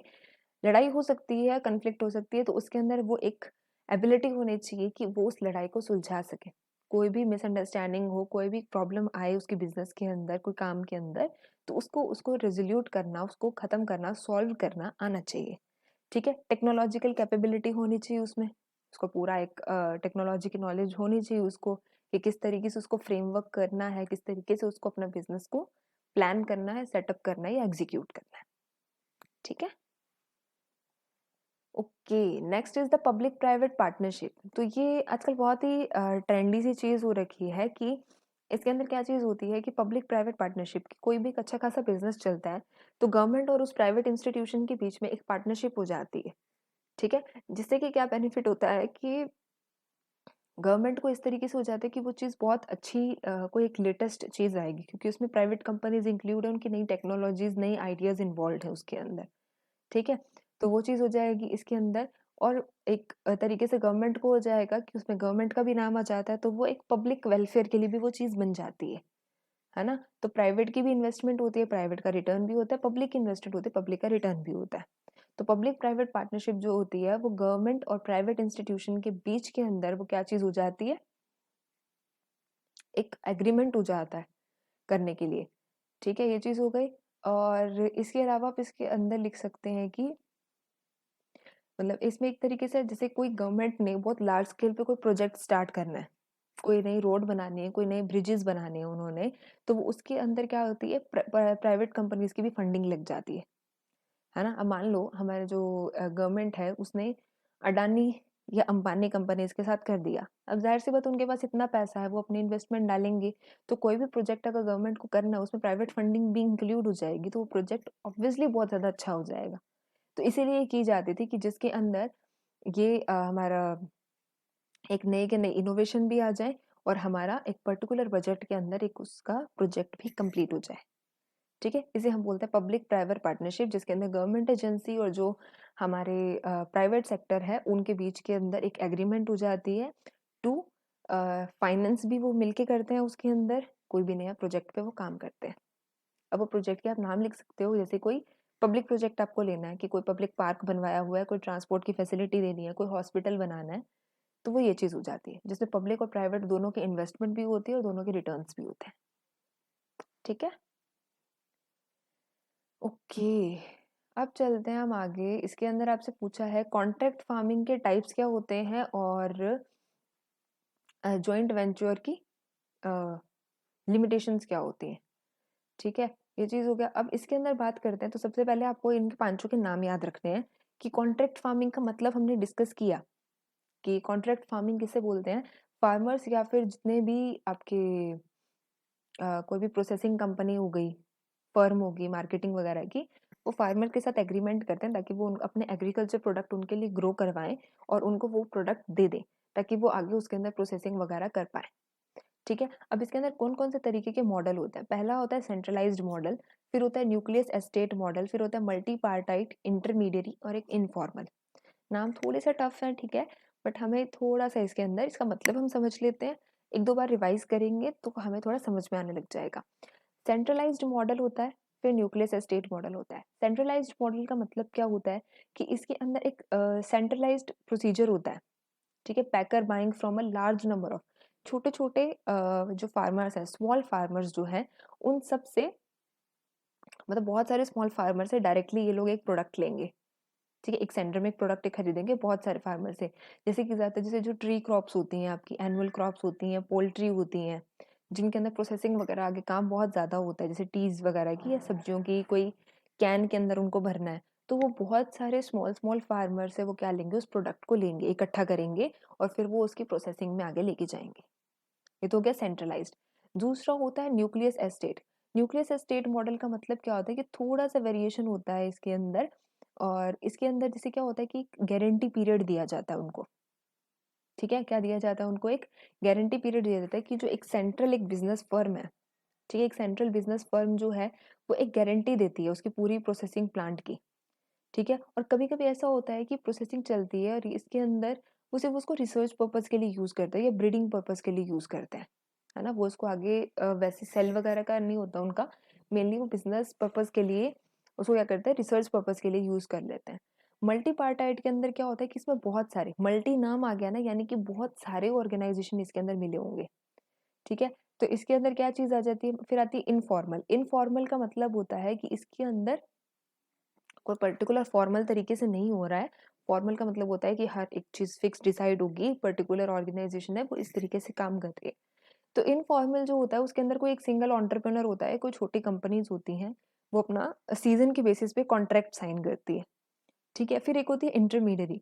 इंटरमीडियरी के अंदर होती है कि जैसे बीच में कुछ लोग इन्वॉल्वड होते हैं कि फार्मर के थ्रू कहीं पहुँचाना है तो बीच में कुछ लोग इन्वॉल्व होंगे, वो जो बीच के आपके आड़ती वगैरह होते हैं, वो क्या करते हैं इंटरमीडिएट जो होते हैं, दलाल टाइप, तो वो इसके अंदर क्या करते हैं वो कॉन्ट्रैक्ट लेते हैं उनसे, ठीक है? आगे सप्लाई करवाने के लिए बड़ी फर्म्स को, ठीक है? तो इस चीज़ का हो गया। अगर आपको ये चीज़ थोड़ी-सी और कन्फ्यूज़िंग लगे, थोड़ी दिक्कत लगे तो आप ये चीज़ बता दीजिएगा, कमेंट सेक्शन में आप लिखिएगा, तो हम ट्राई करेंगे इसके लिए एक अलग से हम सेपरेट कोई वीडियो बनाएँ, ओके? तो ये हो गई कॉन्ट्रैक्ट फार्मिंग।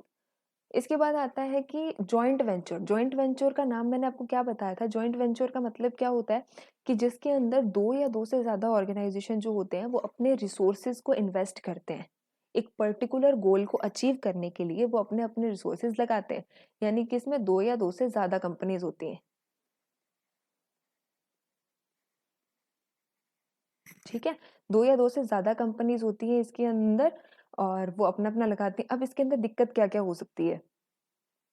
क्या-क्या लिमिटेशन आ सकती है कि अगर कोई साथ में काम कर रहे हैं, क्या-क्या दिक्कत हो सकती है? अब ये चीज़ हो सकती है कि उस बिज़नेस का पर्पज़ ही क्लियर नहीं है, ठीक है? अब ज़रूरी नहीं है कि 2 लोग बहुत ज़्यादा सिमिलर रहेंगे, उनके प्लानिंग सेम रहेगी, तो वो एक इसके अंदर प्रॉब्लम आ सकती है कि हर पार्टनर की मान लो कोई 2 लोग हैं, इसकी एक्सपेक्टेशन है कि नहीं हमें इस बिज़नेस से ये चीज़ें करनी है, बट ये वाला उस पे एग्री ना करे, तो उससे इन दोनों के बीच में कॉन्फ्लिक्ट रह सकता है, ठीक है?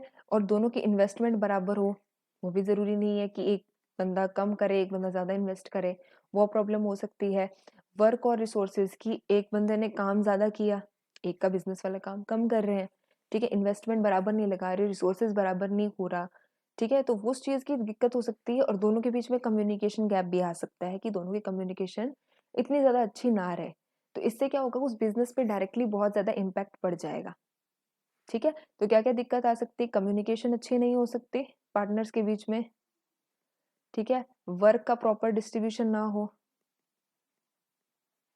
वर्क डिस्ट्रीब्यूशन प्रॉपर नहीं है, रिसोर्सेज़ का डिस्ट्रीब्यूशन प्रॉपर नहीं है, ठीक है? उनकी एक्सपेक्टेशन अलग-अलग है बिज़नेस से,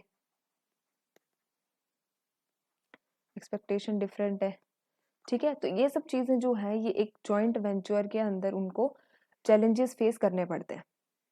ठीक है? क्लियर है?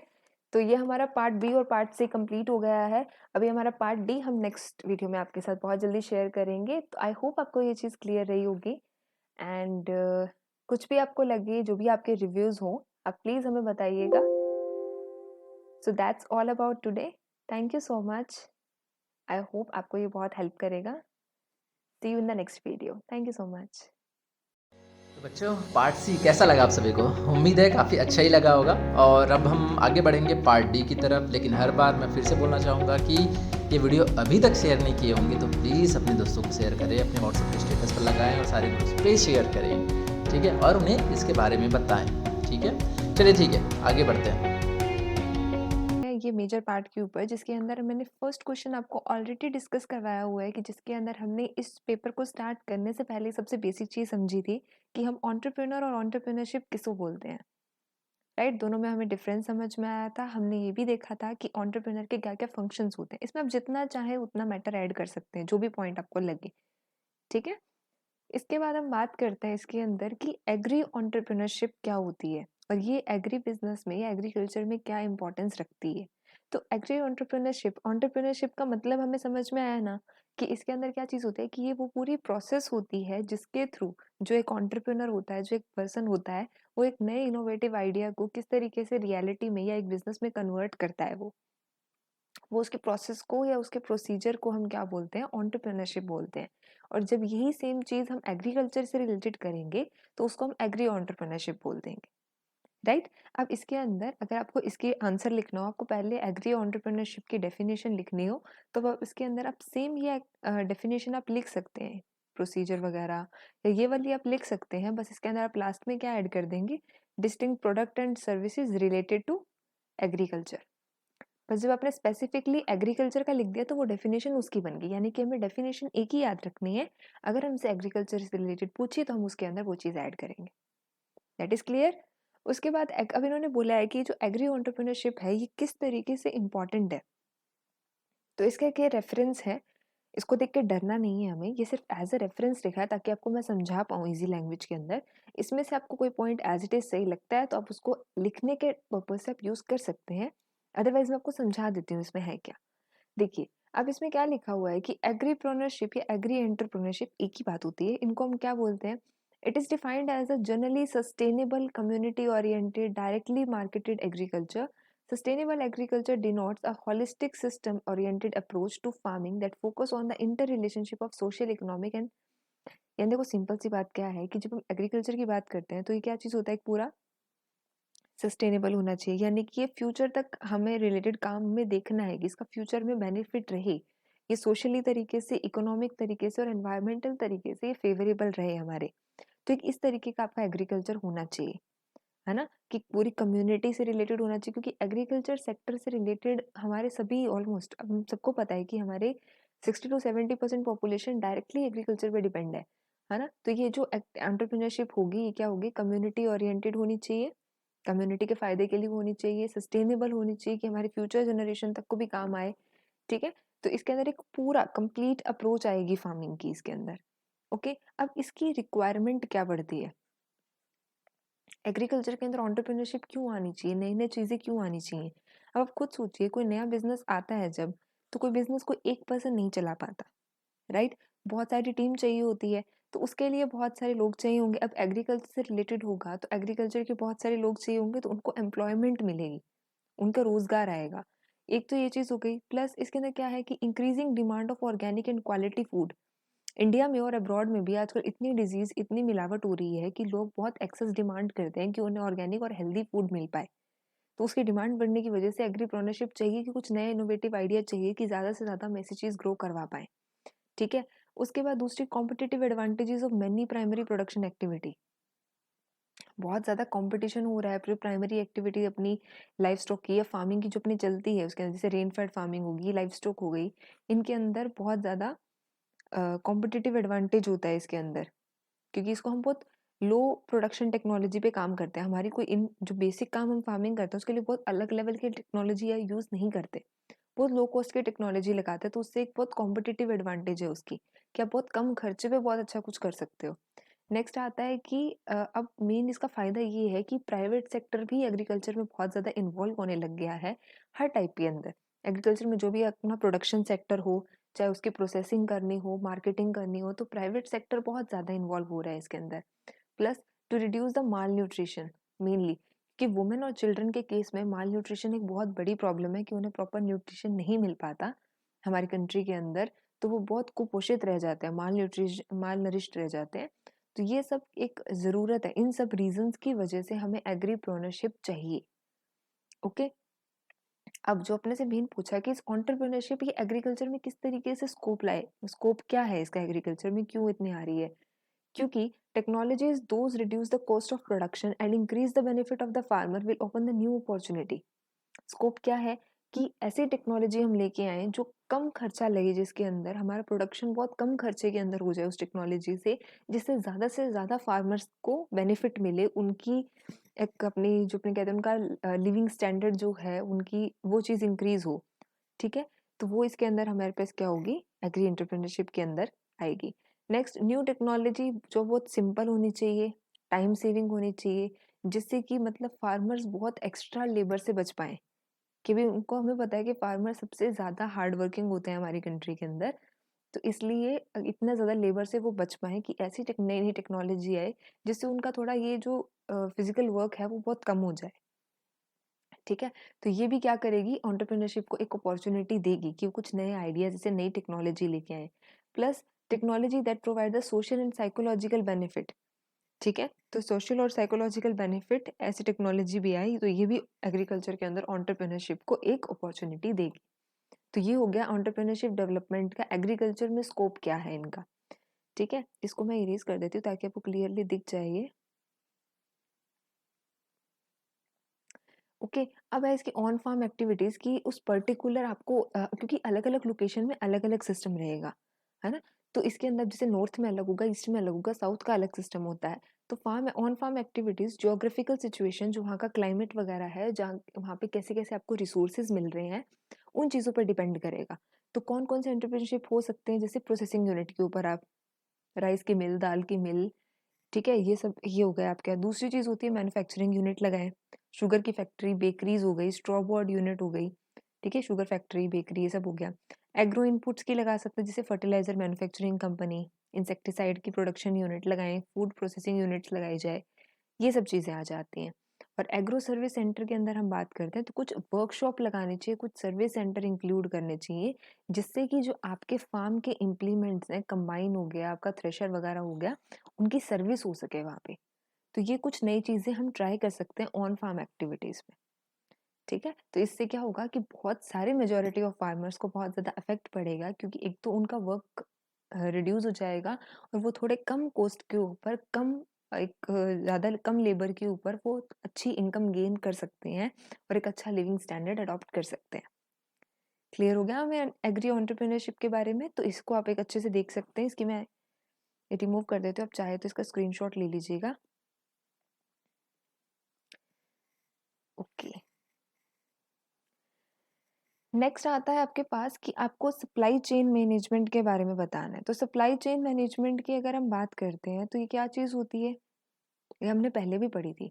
सप्लाई चेन मैनेजमेंट का मतलब क्या होता है कि इसके अंदर आप जितनी भी सप्लाई चेन चल रही है कोई भी प्रोडक्ट की, उसके एकदम रॉ मटेरियल, ये देखिए फर्स्ट क्या होता है आपका, जैसे सप्लायर है आपका जो बना उसको ग्रो करवा रहा है, या फिर रॉ मटेरियल से लेकर उसकी सारी यूनिट को कवर करके फाइनल कस्टमर तक पहुंचने का, तो उसका पूरे का जो एक फ्लो रहता है इस गुड का, ठीक है? गुड है या कोई सर्विस है, तो flow of good and services, तो इस पूरे को जो मैनेज करता है फ्रॉम द रॉ मटेरियल या सप्लायर से लेकर फाइनली टू द कस्टमर, तो इस पूरी चेन को जो होती है इसको बोलते हैं हम सप्लाई चेन मैनेजमेंट, ठीक है? तो इसको हम बोलते हैं सप्लाई चेन मैनेजमेंट। और फिर रहा हमारे पास इसके अंदर इसमें फिर आप क्या लिख सकते हो, आप इस तरीके का डायग्राम बना सकते हो, ठीक है? आपको दिखानी है कि सप्लाई चेन के अंदर कौन-कौन से पार्ट्स इंक्लूड हैं, कौन-कौन सी इसके अंदर स्टेजेस आती हैं आपके पास। जैसे पहले सप्लायर आया, रॉ मटेरियल आएगा, फिर आपकी मैन्युफैक्चरिंग आ जाएगी, ठीक है? बीच में आप क्या लिख सकते हो, प्रोसेसिंग लिख सकते हो, है ना? प्रोसेसिंग यूनिट आती है, फिर डिस्ट्रीब्यूशन सेंटर आता है, वेयर हाउस में वो स्टोर होगी, फिर आपका ट्रांसपोर्टेशन सेंटर आ जाता है। ट्रांसपोर्टेशन सेंटर के बाद आपके पास क्या चीज़ आएगी, फिर आपका रिटेल लोकेशन आती है, रिटेल वालों से फिर लास्ट में फाइनली वो कस्टमर के पास पहुंच जाता है ना? तो यही स्टेप्स होते हैं इसके अंदर। तो ये सब चीज़ें इसके अंदर इंक्लूड होती हैं। तो जब भी आप सप्लाई चेन मैनेजमेंट के बारे में लिख के आएँगे, सबसे पहले आप इसकी डिफाइन लिखेंगे। डिफाइन लिखने के बाद आप इसका ये स्ट्रक्चर बना के आएँगे, ठीक है? स्ट्रक्चर के अंदर हमें यही चीज़ बतानी है कि क्या-क्या चीज़ें हमारे पास इसके अंदर कौन-कौन से पार्ट इंक्लूड होते हैं, ओके? अब इसकी डेफिनेशन मैं या तो यहाँ लिख देती हूँ।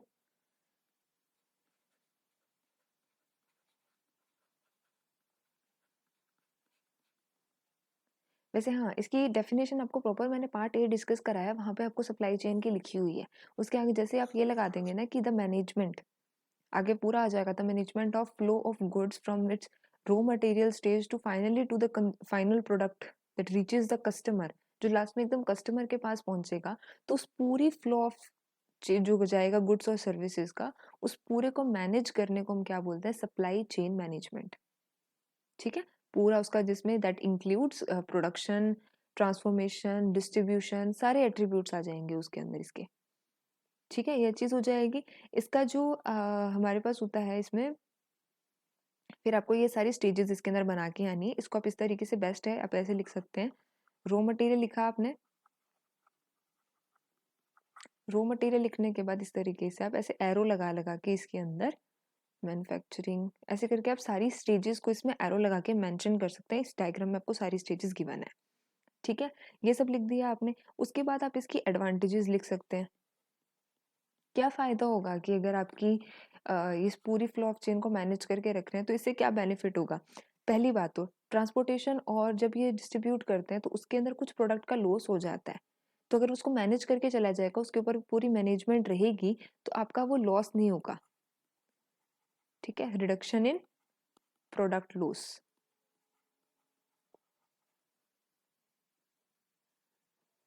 एक तो आपके प्रोडक्ट का लॉस नहीं होगा डिस्ट्रीब्यूशन या ट्रांसपोर्टेशन के टाइम पे। दूसरी चीज आपको पूरा इस पे मैनेज रहेगा, तो आपको इसके अंदर ज्यादा से ज्यादा टेक्नोलॉजी पहुंचेगी आपके पास। ठीक है, टेक्नोलॉजी का स्प्रेड होगा, एक पूरा स्प्रेड ऑफ न्यू टेक्नोलॉजी।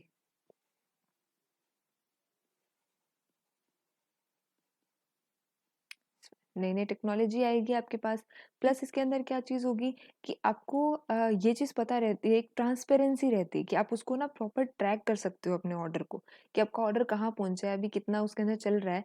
तो एक प्रॉपर ट्रैकिंग हो जाती है। ट्रांसपेरेंसी का मतलब होता है कि उसमें कोई फॉल्ट नहीं आएगा, या कुछ बीच में कुछ ऐसा है ना, मतलब अपने कहते हैं कि कुछ चीटिंग नहीं हो रही है, आपके पास एकदम फेयर प्रोसेस चल रही है, वो एकदम क्लीन प्रोसेस चल रही है। ठीक है, तो उसको हम बोलते हैं ट्रांसपेरेंसी। ट्रांसपेरेंसी रहेगी इसके अंदर, आप अपने ऑर्डर को ट्रैक कर सकते हो। इसके बाद आपकी प्रोडक्ट की सेफ्टी और क्वालिटी पे पूरा कंट्रोल रहेगा। Control on safety and quality.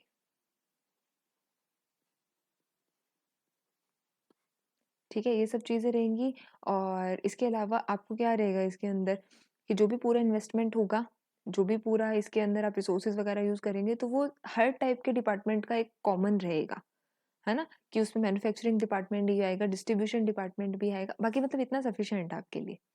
ठीक है, हर स्टेज मैनेज होएगी, तो सिंपल सी बात है, हम लिख सकते हैं कि हमारा जो प्रोडक्ट है, हमें प्रॉपर प्रोडक्ट मिलेगा, कोई प्रोडक्ट में लॉस नहीं आएगा ट्रांसपोर्टेशन वगैरह के टाइम पे। ठीक है, हमें एक प्रॉपर ट्रांसपेरेंसी रहेगी कि एक प्रॉपर प्रोसेस से होके, बहुत क्लियरली हर एक सेफ्टी प्रोसीजर से होके हमारा प्रोडक्ट हमारे पास पहुंचा है। हम उसकी क्वालिटी और सेफ्टी को पूरा इंश्योर कर सकते हैं, कंट्रोल कर सकते हैं। नई नई टेक्नोलॉजी स्प्रेड होगी हमारे पास, नई नई रिसोर्सेज का हमें पता लगेगा, इसके अंदर इंफॉर्मेशन रहेगी हमारे पास प्रोडक्ट की पूरी, मार्केट में क्या चल रहा है, मार्केट में कौन सी नई टेक्नोलॉजी के थ्रू जा रहा है, वो सब हमें पता लगेगा। तो ये इसकी एडवांटेज रहती है।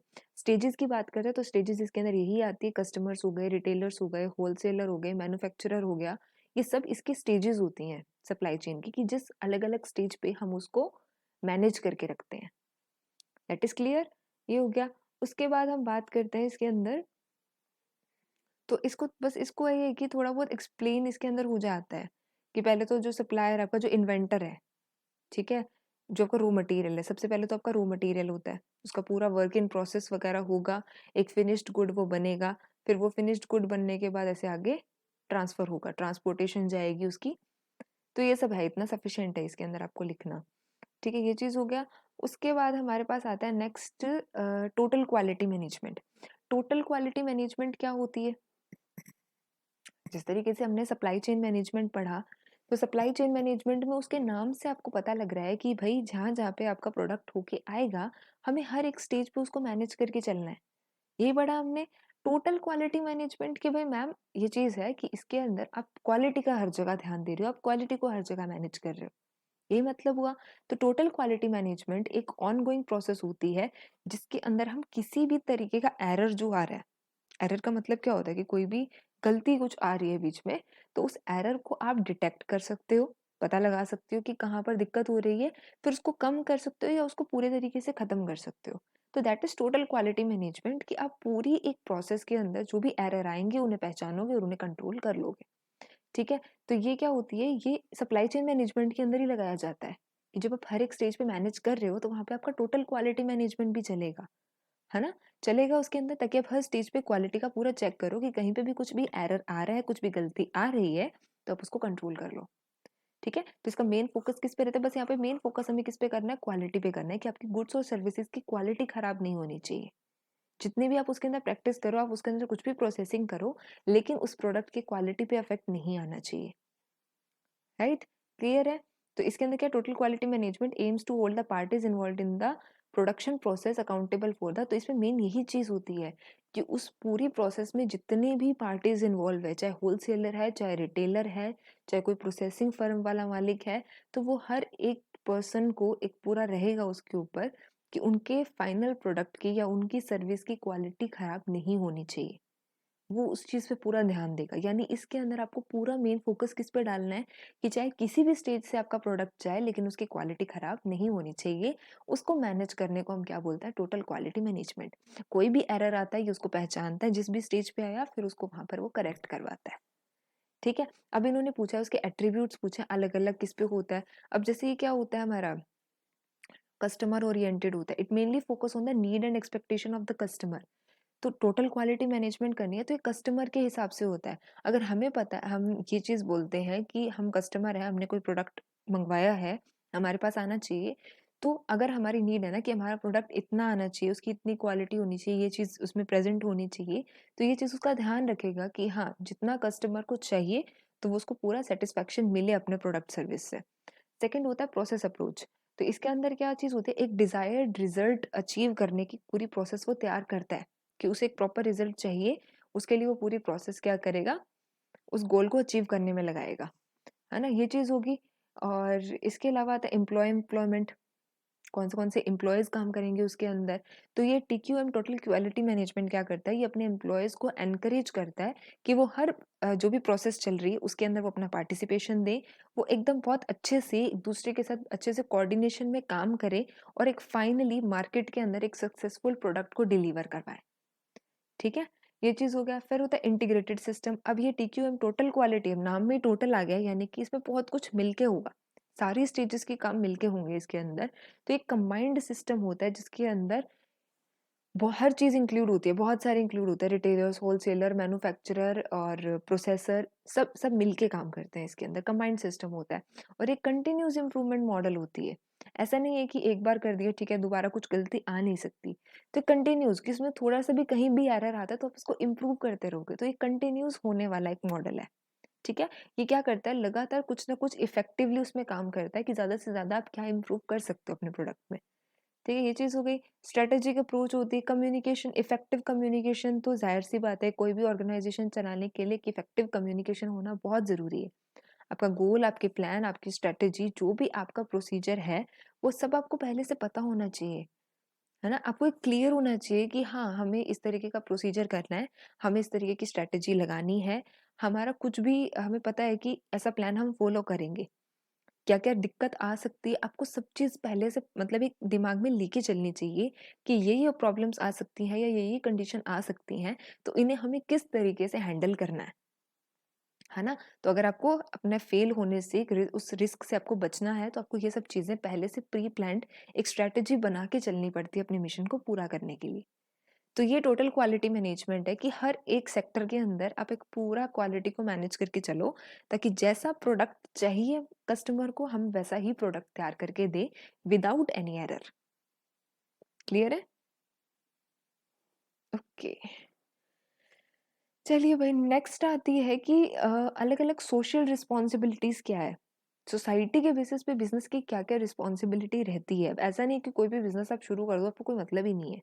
क्योंकि उसका लिंक हर चीज़ से जाएगा। अगर आप कोई सोसाइटी के अंदर कुछ चीज़ नई शुरू कर रहे हो, तो ज़ाहिर-सी बात है एक उस बिज़नेस के अपने एम्प्लॉइज़ की तरफ भी रहेगी रिस्पॉन्सिबिलिटी, सप्लायर्स पे भी रहेगी, कस्टमर के लिए भी एक रिस्पॉन्सिबिलिटी रहती है, सोसाइटी के लिए भी रिस्पॉन्सिबिलिटी होती है, जो उसके शेयर होल्डर्स होते हैं, जिन-जिनका उसमें कंट्रीब्यूशन है, जो इनमें इन्वेस्ट कर रहे हैं, उनके लिए भी रिस्पॉन्सिबिलिटी है ना? और गवर्नमेंट के लिए भी रिस्पॉन्सिबिलिटी है।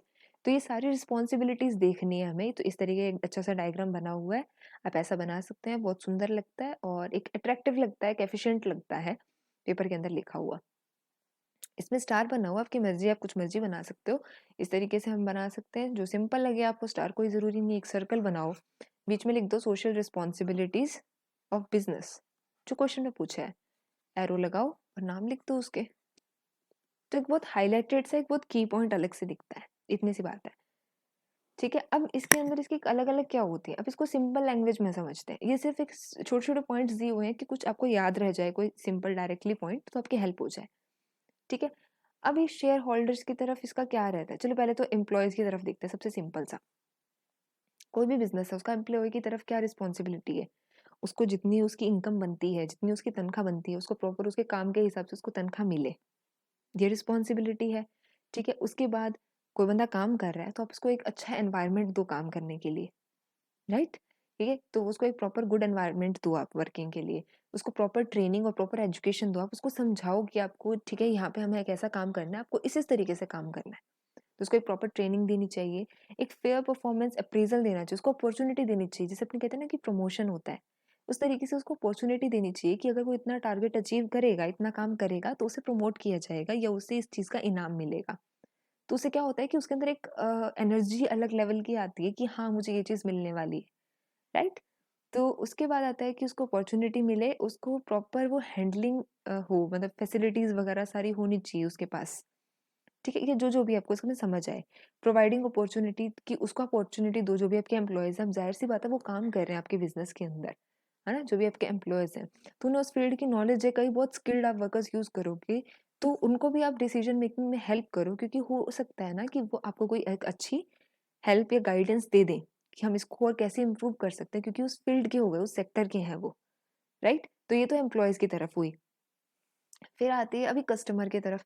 कस्टमर की तरफ तो सीधी-सी बात है कि उनका जो भी गुड्स या सर्विसेज़ है उनके, उनको आप एक रीज़नेबल प्राइस पे दो कि जो कस्टमर ज़्यादा से ज़्यादा कस्टमर उसको आराम से खरीद पाएँ, अफ़ोर्ड कर पाएँ, है ना? उनको अच्छी क्वालिटी के प्रोडक्ट्स दिए जाएँ और उसके अलावा प्रॉपर रिसर्च और डेवलपमेंट करके नए-नए इनोवेटिव आइडियाज़ आप इंट्रोड्यूस करवाओ उनके लिए, जो आपके कस्टमर्स के लिए, सोसाइटी के लिए बेनिफिशियल हो। ठीक है? कभी भी कस्टमर को मिसलीड मत करो आप। जो चाहिए प्रॉपर बताओ कि हाँ, इस तरीके से सिस्टम है हमारा। कभी भी उनको कुछ गलत वगैरह मत बताओ, फेयर रहो। प्रॉपर प्रोडक्ट की इन्फॉर्मेशन दीजिए आप उन्हें ताकि उन्हें एक श्योरिटी रहे कि अच्छा में ये चीज़ है और एक अच्छी सेल सर्विसेज़ दीजिए उन्हें। ये आपकी कस्टमर की तरफ, कंज्यूमर की तरफ हो गई है। ठीक है? फिर आते सोसाइटी की तरफ क्या है कि हमेशा ऐसे मेजर्स लेने चाहिए जो एनवायरनमेंट को अफ़ेक्ट ना करे, एक एनवायरनमेंट फ्रेंडली हो वो। ठीक है? ऐसे आपको प्रोग्राम्स या ऐसा आपका बिज़नेस होना चाहिए जो आपकी पूरी सोसाइटी के लिविंग स्टैंडर्ड को इंक्रीज़ करे।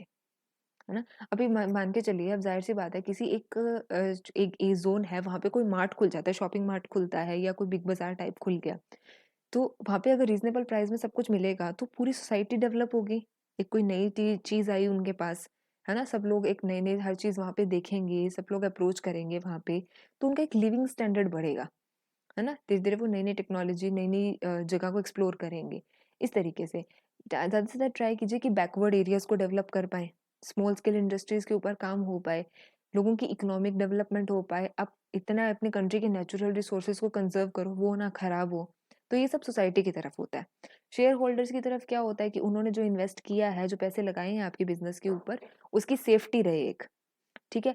लगातार उनको टाइमली जो भी आप लोन ले रहे हो, उनको लोन पे करवाया जाए और उनकी पेमेंट टाइम टू टाइम आपके उनके पास पहुँचती जाए, ठीक है? एक गुड पब्लिक इमेज वहाँ पे एक एंश्योर होनी चाहिए और आप जो भी डिसीज़न लो, वो प्रॉफ़िटेबल होना चाहिए, ताकि जो उन्होंने इन्वेस्ट किया है, उनको उस इन्वेस्टमेंट का रिटर्न्स अच्छा मिले। ठीक है? तो ये हो गया इनके पास। तो आई थिंक ये पॉइंट बहुत सिंपल लिखे हुए हैं, तो आपको हेल्प करेंगे इसके अंदर। नेक्स्ट आता है अभी कॉम्पिटिटर की तरफ भी होता है। इनमें से ज़रूरी नहीं आपको सारे लिखने, 2-2 पॉइंट जिसमें भी हर कैटेगरी में याद रहें आप लिख सकते हैं। कॉम्पिटिटर की तरफ क्या होता है इसके पास कि एक हेल्दी कॉम्पिटिटिव स्पिरिट होनी चाहिए कि भाई चीटिंग करके नहीं जीतना है कि हम आपसे एक कोई चीज़ अच्छी प्रूव करके बताएँगे कि हमारे पास ये ज़्यादा बेटर चीज़ है, उससे हम कॉम्पिटिशन में आगे आएँ। तो एक हेल्दी कॉम्पिटिटिव स्पिरिट होनी चाहिए। कभी भी बिज़नेस में आकर निकलने के लिए कोई अनफेयर, कोई गलत रास्ता नहीं चूज़ करना है आपको, ठीक है? और कभी भी कॉपी मत कीजिए स्ट्रैटेजी को।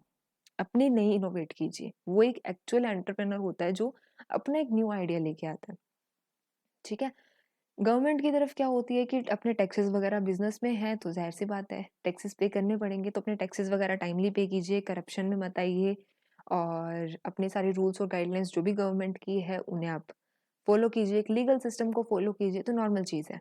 सप्लायर्स की तरफ क्या होती है रेगुलर ऑर्डर देते रहिए उनको परचेज़ के और प्रॉपर उनके पास पॉलिसी आपकी होनी चाहिए, जो भी अपने सप्लायर्स या जो भी आगे सप्लाई करेंगे, उनके लिए पास एक प्रॉपर क्रेडिट पॉलिसी आपकी मेंटेन होनी चाहिए और उनके जो भी ड्यूज़ वगैरह रहते हैं, जो भी पेंडिंग फीस रहती है, उनको आप टाइमली पे कर दीजिए, ठीक है? आई थिंक ये बहुत ईज़ी रहा होगा आपके लिए, इसको आप 1-2 बार और पढ़ेंगे ना, आपको ये चीज़ एकदम अच्छे से क्लियर हो जाएगी। इवन ये अगर आपसे 8-10 नंबर का क्वेश्चन भी पूछे ना, तो भी हम लिख सकते हैं इसमें, ओके? चलिए, अब नेक्स्ट आती है आपके पास कि गवर्नमेंट की कौन-कौन सी अलग-अलग स्कीम्स और पॉलिसीज़ हैं जिसके अंदर एंटरप्रेन्योरशिप जो है उससे प्रमोट किया गया है, राइट? तो ये होती है, तो ये स्कीम्स मैं आपको बताती हूँ। उससे पहले हम एक क्वेश्चन डिस्कस करते हैं इसके अंदर कॉन्ट्रैक्ट फार्मिंग से रिलेटेड। तो ये थोड़ा सिंपल है, पहले ये देखते हैं। कॉन्ट्रैक्ट फार्मिंग का मतलब मैंने आपको बताया था कि फार्मिंग हो रही है, तो इसके अंदर किस-किस के बीच में कॉन्ट्रैक्ट साइन होगा कि एक तो आपका फार्मर होगा और एक कोई भी आपकी मार्केटिंग या फिर प्रोसेसिंग की कोई भी फर्म होगी या फिर कोई भी प्राइवेट फर्म आपकी है इसके अंदर। तो उनके बीच में एक एग्रीमेंट होता है, किसके लिए, इसकी डेफिनेशन मैंने बताई हुई है। उनके बीच में एक एग्रीमेंट होता है एग्रीकल्चर प्रोडक्ट को प्रोड्यूस करने के लिए और फिर उनको सप्लाई करने के लिए। ठीक है, ताकि ये उस पे आगे काम करे। तो ये फार्मर के साथ डायरेक्टली कॉन्ट्रैक्ट साइन कर लेते हैं कि आपका जो भी प्रोडक्शन रहेगा आप हमें देंगे, हम उसके आगे प्रोसेसिंग करके सेल करेंगे। ठीक है, और ये कॉन्ट्रैक्ट होता है तो पहले से प्राइस डिसाइड होता है कि हाँ, हम आपके इतने प्रोडक्शन के ऊपर, जैसे क्विंटल के हिसाब से होगा कि हम इतने टन या इतने क्विंटल के ऊपर आपको इस प्राइस के अंदर ये चीज़ देंगे। ओके, ये हो गया। अब आपके पास मेन आता है कि अलग-अलग तरीके के मॉडल कौन से हैं, तो इसमें बहुत सिंपल लैंग्वेज में भी ये रखा हुआ है आपके लिए। तो देखिए, फर्स्ट होता है सेंट्रलाइज्ड मॉडल। सेंट्रलाइज्ड मॉडल के अंदर क्या होता है कि जो भी कॉन्ट्रैक्टिंग कंपनी होती है, जो कॉन्ट्रैक्ट देती है फार्मर को, वो क्या करती है मेनली, वो छोटे-छोटे फार्मर से ज़्यादा लेती है। उनको सपोर्ट करती है। जो स्मॉल होल्डर्स, कम ज़मीन होती है जिनके पास, उन फार्मर से ये प्रोडक्शन लेती है, वहाँ से क्रॉप को परचेज़ करती है फार्मर से, बाद में उसकी प्रोसेसिंग वगैरह करके और एक नया प्रोडक्ट बना के आगे सेल कर देते हैं। तो जिसमें हमारे पास एग्ज़ाम्पल आता है जैसे टोबैको, कॉटन, बनाना, कॉफ़ी, ये सब यूज़ करते हैं। दूसरी होती है न्यूक्लियस एस्टेट। न्यूक्लियस एस्टेट के अंदर क्या होता है, उसमें तो वो कॉन्ट्रैक्ट देके छोड़ देते हैं। उसके बाद इसमें थोड़ा-सा वेरिएशन होता है, इसमें बस ऐसा होता है कि जो भी प्रोडक्शन चल रहा है, उसपे क्लोज़ सुपरविज़न, एक बहुत ध्यान रखा जाता है उसके अंदर। जैसे फ्रेशली फ्रूट और वेजिटेबल्स हो गए, तो उनके लिए थोड़ा-सा वो क्लोज़ सुपरविज़न लेते हैं क्योंकि उनको फ्रेश फ्रूट, वेजिटेबल चाहिए होते हैं आगे एक्सपोर्ट के लिए, ठीक है? तो वो न्यूक्लियस एस्टेट हो जाता है। मल्टी पार्टाइट, मल्टी नाम आते हैं यानी कि इसमें एक से ज़्यादा लोग इन्वॉल्वड हैं, राइट? तो इसके अंदर क्या आते हैं कि नॉर्मली आपकी गवर्नमेंट की बॉडीज़ या कुछ प्राइवेट कंपनीज़ आती हैं, ये दोनों मिलके क्या करती हैं, फार्मर के साथ कॉन्ट्रैक्ट साइन करती हैं। ठीक है? तो इसके अंदर क्या चीज़ होती है, इसमें अलग-अलग होता है, यानी एक ही कोई चीज़ नहीं करती इसमें। अब वो पूरी गवर्नमेंट की बॉडीज़ के अंदर इसके तहत करेगी, तो उनका आगे अलग-अलग ऑर्गनाइज़ेशंस होता है, प्रोसेसिंग की अलग रहेगी, मैनेजमेंट की अलग रहेगी, प्रोडक्शन की अलग रहती है, मार्केटिंग की अलग रहती है। तो बहुत सेपरेट-सेपरेट ऑर्गनाइज़ेशन बने होते हैं इसके अंदर। यानी मल्टी पार्टाइट का मेनली मतलब है कि इसके अंदर प्राइवेट कंपनीज़ और गवर्नमेंट बॉडीज़ जॉइंटली इसके अंदर पार्टिसिपेट करेंगी, कंबाइन होके। ओके, फिर आते हैं इंटरमीडियरी। इंटरमीडियरी का मतलब क्या होता है कि इसके अंदर formal subcontracting by companies to intermediaries, यानी इसके अंदर अब बीच में वो एक जो मेन, मान लो ये फार्मर है आपका, ये आपकी कोई फर्म है, कोई अलग से जो बिजनेस है, जो कॉन्ट्रैक्टर है इनका, तो बीच में वो एक बंदे को डालेगा, कोई भी एक मीडिएटर डालेगा, ये इससे बात करेगा, ये फार्मर से बात करेगा, इस पर्सन के थ्रू जो होती है वो प्रोडक्शन की सप्लाई होती है। ठीक है, तो इसके अंदर एक फॉर्मल सब कोऑर्डिनेटिंग सब कॉन्ट्रैक्टिंग डाली होती है कंपनीज की। इंटरमीडिएट, अब इंटरमीडिएट बीच में कोई भी कलेक्टर हो सकता है, कोई एनजीओ कोई हेल्प से वो करवा सकते हैं, ये चीज रहती है। तो इनका खुद का एक इनफॉर्मल अरेंजमेंट रहता है। ठीक है, तो किसी के थ्रू हमने काम करवाया तो वो अपने इनफॉर्मल तरीके से काम करेगा, फार्मर के साथ बात कर लेगा।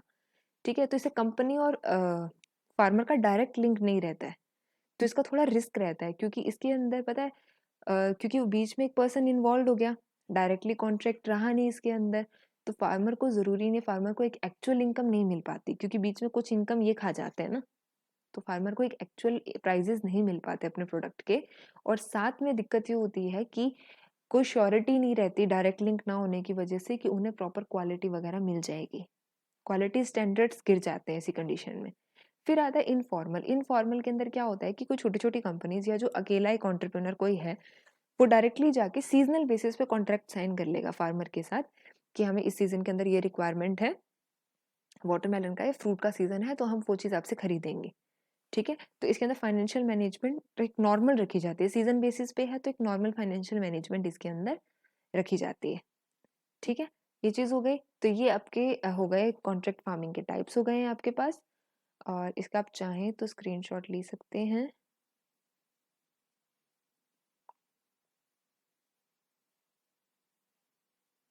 ओके।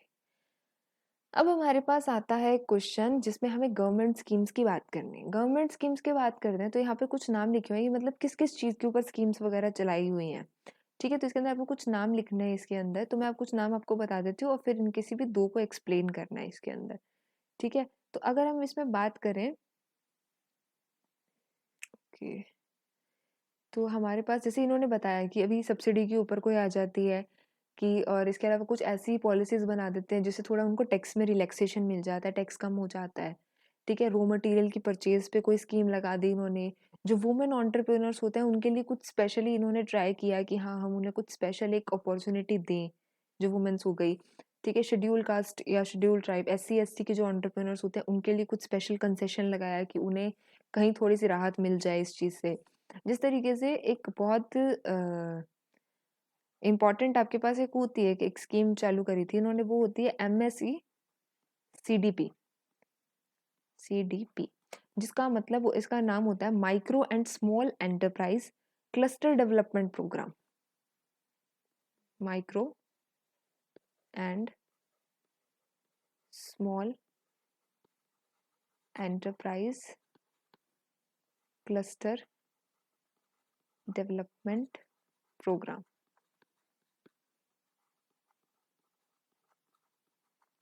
ठीक है?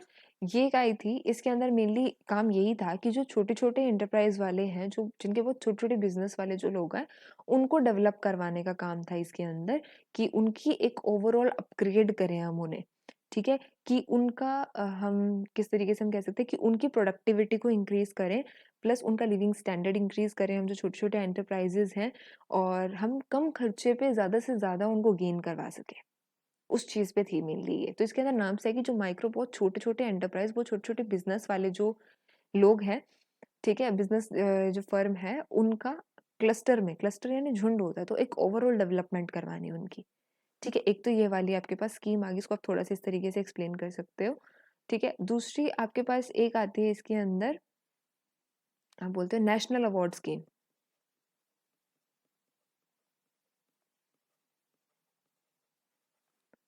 नेशनल अवार्ड स्कीम आई है। ठीक है, ये भी इन स्मॉल स्केल फार्मर्स के लिए मेनली इन्होंने ज़्यादा बनाई थी ये चीज़। ठीक है, थर्ड आपके पास एक होती है इसके अंदर एक महिला उद्यमी योजना, ये वुमेन्स के लिए आई थी।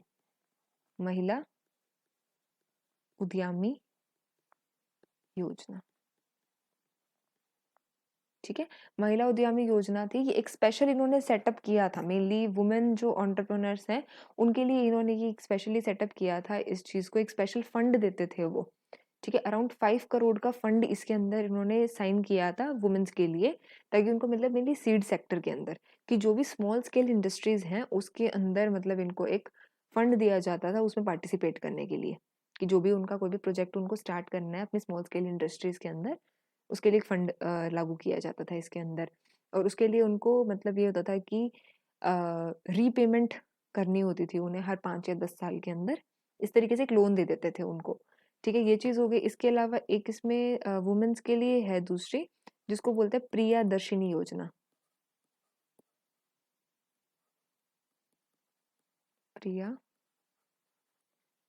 प्रियदर्शिनी योजना, ठीक है? ये भी वुमेन्स के लिए आई थी। इसके अंदर आपको 2 लाख के लगभग का लोन दिया जाता है। ठीक है? लॉन्ग टर्म तो आपका जो लॉन्ग टर्म लोन होता है एक 2 लाख तक का दिया जाता है, 2 लैक्स का। 2 लैक्स का लोन मिलता है। ओके, क्लियर हो गया ये चीज़ हो गई। इसके अलावा आपसे बात करें और भी बहुत सारी सब्सिडी वगैरह के ऊपर दी जाती है, क्रेडिट गारंटी के ऊपर दी जाती है इसके अंदर। प्लस आपको इसके अंदर दी जाती है मतलब मेन यही है। उसके अलावा आप थोड़ा बहुत इस पॉइंट में से लिख सकते हैं कि आपको स्टैम्प ड्यूटी पे थोड़ी दे दी, शेड्यूल कास्ट, शेड्यूल ट्राइब के लिए कुछ स्पेशल पॉलिसीज़ बनाई हुई हैं गवर्नमेंट की, रॉ मटेरियल की परचेज़ पे रिलैक्सेशन दिया हुआ है। और आप चाहें तो इसके अंदर एक इसके बारे में थोड़ा आप पढ़ सकते हैं। एमएसई सीडीपी, महिला उद्यमी योजना, तो ये 2, प्रियदर्शनी योजना। एक बार आप ये 3 जो हैं इसके बारे में थोड़ा-सा पढ़ के चले जाएँ कि इन केस अगर उन्होंने पूछ भी लिया तो वो 2 या 3 से ज़्यादा एक्सप्लेन करने को नहीं बोलेंगे। है ना? तो आप इसको कर सकते हैं। मेन मैं आपको बताती हूँ कि एमएसई का नाम ही इससे पता लग रहा है, माइक्रो और स्मॉल एंटरप्राइज़, यानी कि इसके अंदर जो आपके छोटे-छोटे बिज़नेस जो होते हैं माइक्रो वाले, उनका स्टैंडर्ड आपको इंक्रीज़ करना है इसके अंदर। उनकी ओवरऑल डेवलपमेंट करवानी है कि कम खर्चे पे ज़्यादा से ज़्यादा गेन्स वो किस तरीके से कर पाएँ। महिला उद्यमी योजना के अंदर भी 5 करोड़ के अराउंड का पूरा ऐसा रहता है। एक लॉन्ग टर्म प्लान से आपको लोन टाइप मिलता है उसके अंदर, फंड जो मिलता है आपको बैंक आईडीबीआई वगैरह के थ्रू। और प्रियदर्शनी योजना के अंदर भी अराउंड 2 लैक्स का लोन दिया जाता है, जो आपको कुछ कुछ पर्टिकुलर टाइम के अंदर आपको उसको वापस रीपे करना होता है। ठीक है? आपके बिज़नेस को सेटअप करने के लिए। तो आई थिंक ये हो गया है कंप्लीट आपका।